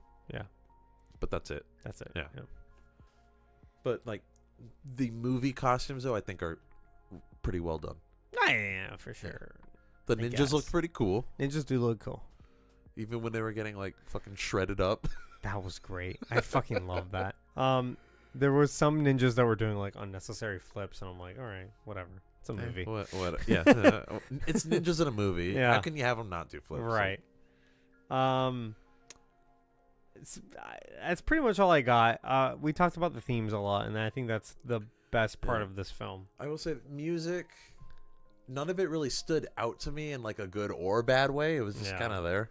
You know what we just watched was Amazing Spider-Man in the theater, and Alan. No, it's not Alan. It's Alan Horn, right?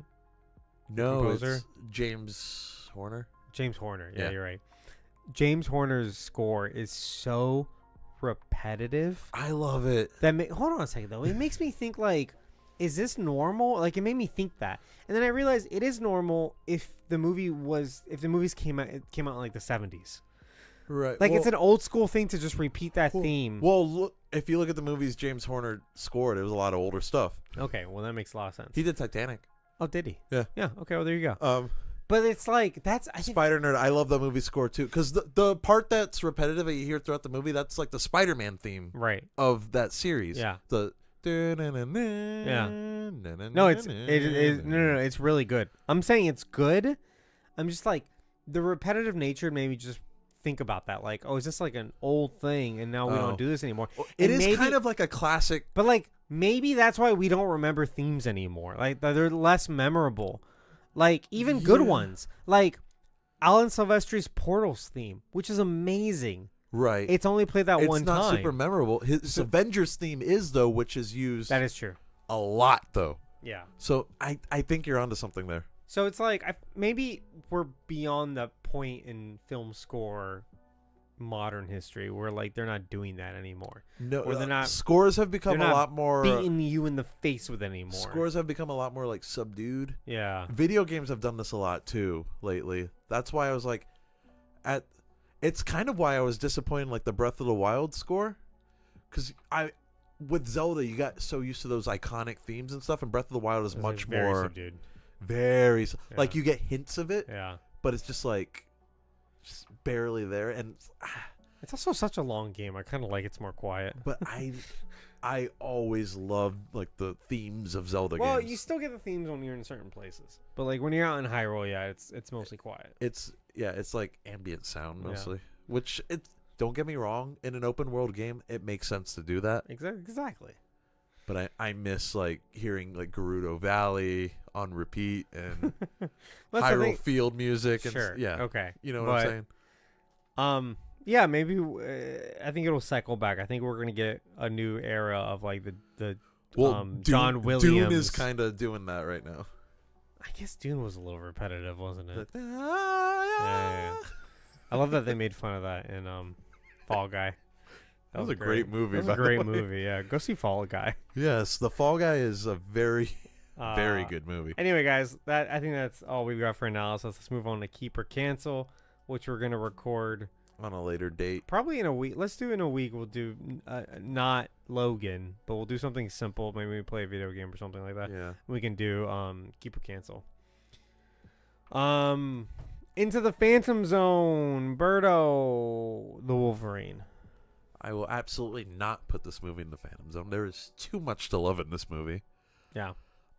Like I said, when I watched the theatrical version, I thought maybe it was a little forgettable. But I don't know if there's a huge difference in quality either between like the theatrical and like extended, uncut, uncaged, whatever the hell it's called. Yeah. Unleashed. I don't know what version it is. But this time around, I watched it. I really, really liked it. I was really into the movie the whole time. Like even at the end with the stuff you didn't like, I still thought it was fun. I was fine with it. Yeah. It's just, I don't like it, and I feel like it brings the film down. But it's like there's too much good in this film to like really this movie does a lot right. Especially thematically, the themes, the symbolism. Yep. It's really strong. It's really well done. No, and it's a shame that it does seem like a lot of people have forgotten about this movie, including myself until we rewatched it. Yeah, same. But I think it's one of the top tier X-Men franchise movies, honestly. Yeah. This is a quintessential Wolverine movie. And again, it's going to pair really well with Logan, I feel. It's going to pair really well with Logan. It leads into Days of Future Past, Yeah. another great movie, really well. I do think this is an important movie in the franchise that people just haven't really gone back to. Right, and I think if you're trying to like, have a small rewatch marathon up, like leading up to Deadpool and Wolverine, this is where you start. I think skip X-Men Origins Wolverine. People might watch it for the little Deadpool that's in there. Oh yeah, maybe Yeah. it's whatever. But you don't need that movie. I That feel movie's like more of a joke. yeah, I feel like this movie even retcons some of that film. All you need to know is that like he's been alive since 1850 or whatever, and that's kind of it. Well, like you said earlier, just watch that montage Yeah. at the beginning of the movie, And then start this movie. and then start this. Sabretooth is not that important. No, yeah, and but this, I think overall this is a really good film. The highs are super fucking high, and like I said, this is a few elements short of a masterpiece, and I think if we didn't have Viper and we didn't have the robot, we'd be talking about the Wolverine the same way we talk about Logan. Yeah, you know what? Maybe. I truly believe that, and it would have been one of the top 1-2 punches in like comic book movies. Yeah, and even just forget the fact that it's a comic book movie. Forget the fact that it's an X-Men movie. As an action flick, It's good. this is also really solid. Yeah. It's like the choreography is amazing. Yeah. The action sequences are fun. So I'm definitely also not putting this in the fan zone. This is one up and above. Like this is one like you definitely forgot about and you need to go back and watch. Yeah, because I didn't expect to enjoy this as much as I did when I rewatched it. Same. I really didn't. And I think part of it was also like those like R-rated parts when he's just like saying fuck and there's blood going everywhere. Yeah, the extended edition that. also is a major plus. Yeah, I enjoy that a lot. But I do think maybe like just movie on its own, like even the theatrical version might stand on its own as being a overall good movie. Yeah. I think reviews are mixed when this came out, but They were overall positive, I think. were they? Okay. They weren't like incredible, but like again, like that was Logan. Logan was universally praised. Yeah. But yeah, so that's it for us, you guys. We will be doing Logan next. In color, the black and white same. So watch whichever one you want. Same movie. Yeah. However you want your aesthetic to be. Yeah, it's in Disney Plus. And Spider Nerd, I believe we are going to be doing the Deadpool movies. Yeah, we're just gonna fucking do them. We might as well. We might as well. That's what we kind of agreed on earlier. But yeah, guys, thank you so much for listening. Thank you for subscribing wherever you get podcasts. Thanks to that piano dude for our musical intro. Make sure you guys leave a rating or review if you got a minute. It takes 1 minute. It probably helps us out. I don't know. I don't know how it works, but it probably makes us more visible. Yeah, and I just love so much getting comments and feedback from you guys. The last review was about how much like people want more of Sable, and I'm like, great, this is gonna like Great, go and she read it too. straight to her head. But that's fantastic. I love it's always fun. Jokes aside, I love my wife. I love her. I would hope so. Yeah, I love when she's included in these things. Please make sure to tell a friend, and thank you so much if you've told a friend. You can support the show on Patreon, where you get access to our second podcast called Where's Mephisto. We're taking a bit of a moment off Where's Mephisto, aren't we? What's coming up? What are we doing? The Acolyte's coming up. When is that? The end of the month.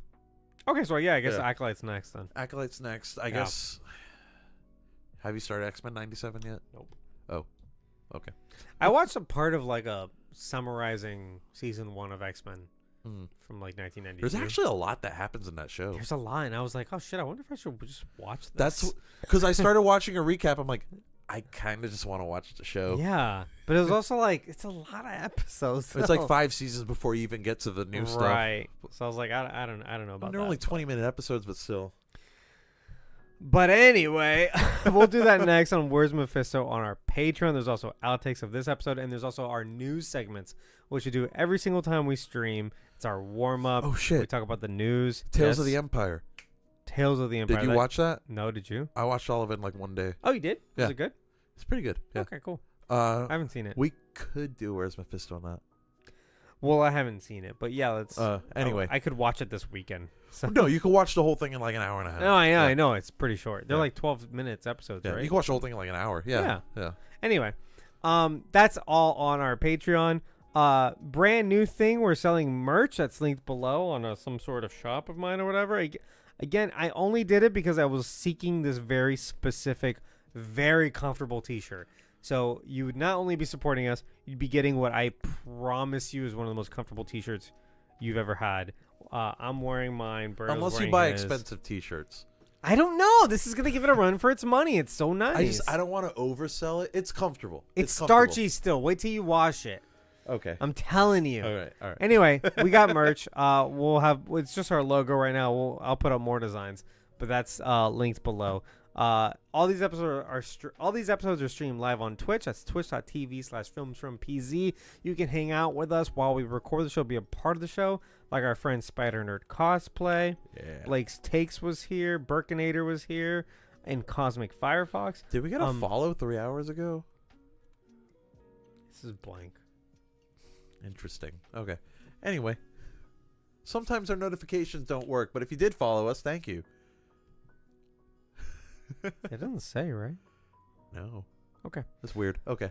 You can find us on Instagram at Films from the Phantom Zone. Films from the Phantom Zone. Find us on Twitter /X and Threads. Films from PZ. Facebook. It doesn't matter. TikTok. Who uses Facebook? I know, right? I guess I do, but TikTok Films from PZ. And we're working on a MySpace page. Yes, that's coming up. You fuck. And other than that, we'll see you guys next week with Logan. And goodbye. Bye. New follower. Yeah, I see that, but I don't see that was a while ago. That was like a month ago. Oh, okay. It's right here. Because it just says 3 hours and then blank. Philly a month ago, and then But 3 hours ago might have been the sub. This is Cosmic Firefox resubbed.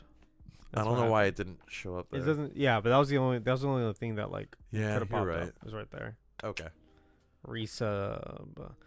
Sable is always a welcome treat. I love the chaotic energy. She is chaotic energy. She's very chaotic. She's chaos. Incarnate. Thank you. Reading my mind. Spider Nerd, thanks for hanging out. Yeah, thank you. We'll see you on the Discord. I'm sorry I've been kind of absent from the Discord. No, I have been too. My life's just been kind of like. It's been busy. It's been go. I need to slow down. I need to slow down too. New job has really got me all over the place. So my job keeps introducing new elements I have to do. So I definitely need to be on that Discord more. Stoke it up. Yeah. And Spider Nerd honestly is doing a lot of that. Yeah. Heavy lifting. You're always on there. So I know I don't always comment on the costumes, but I do look at them. I promise. Oh no, same dude. The Batman and the Spider-Man both look great. Yeah. So I gotta go to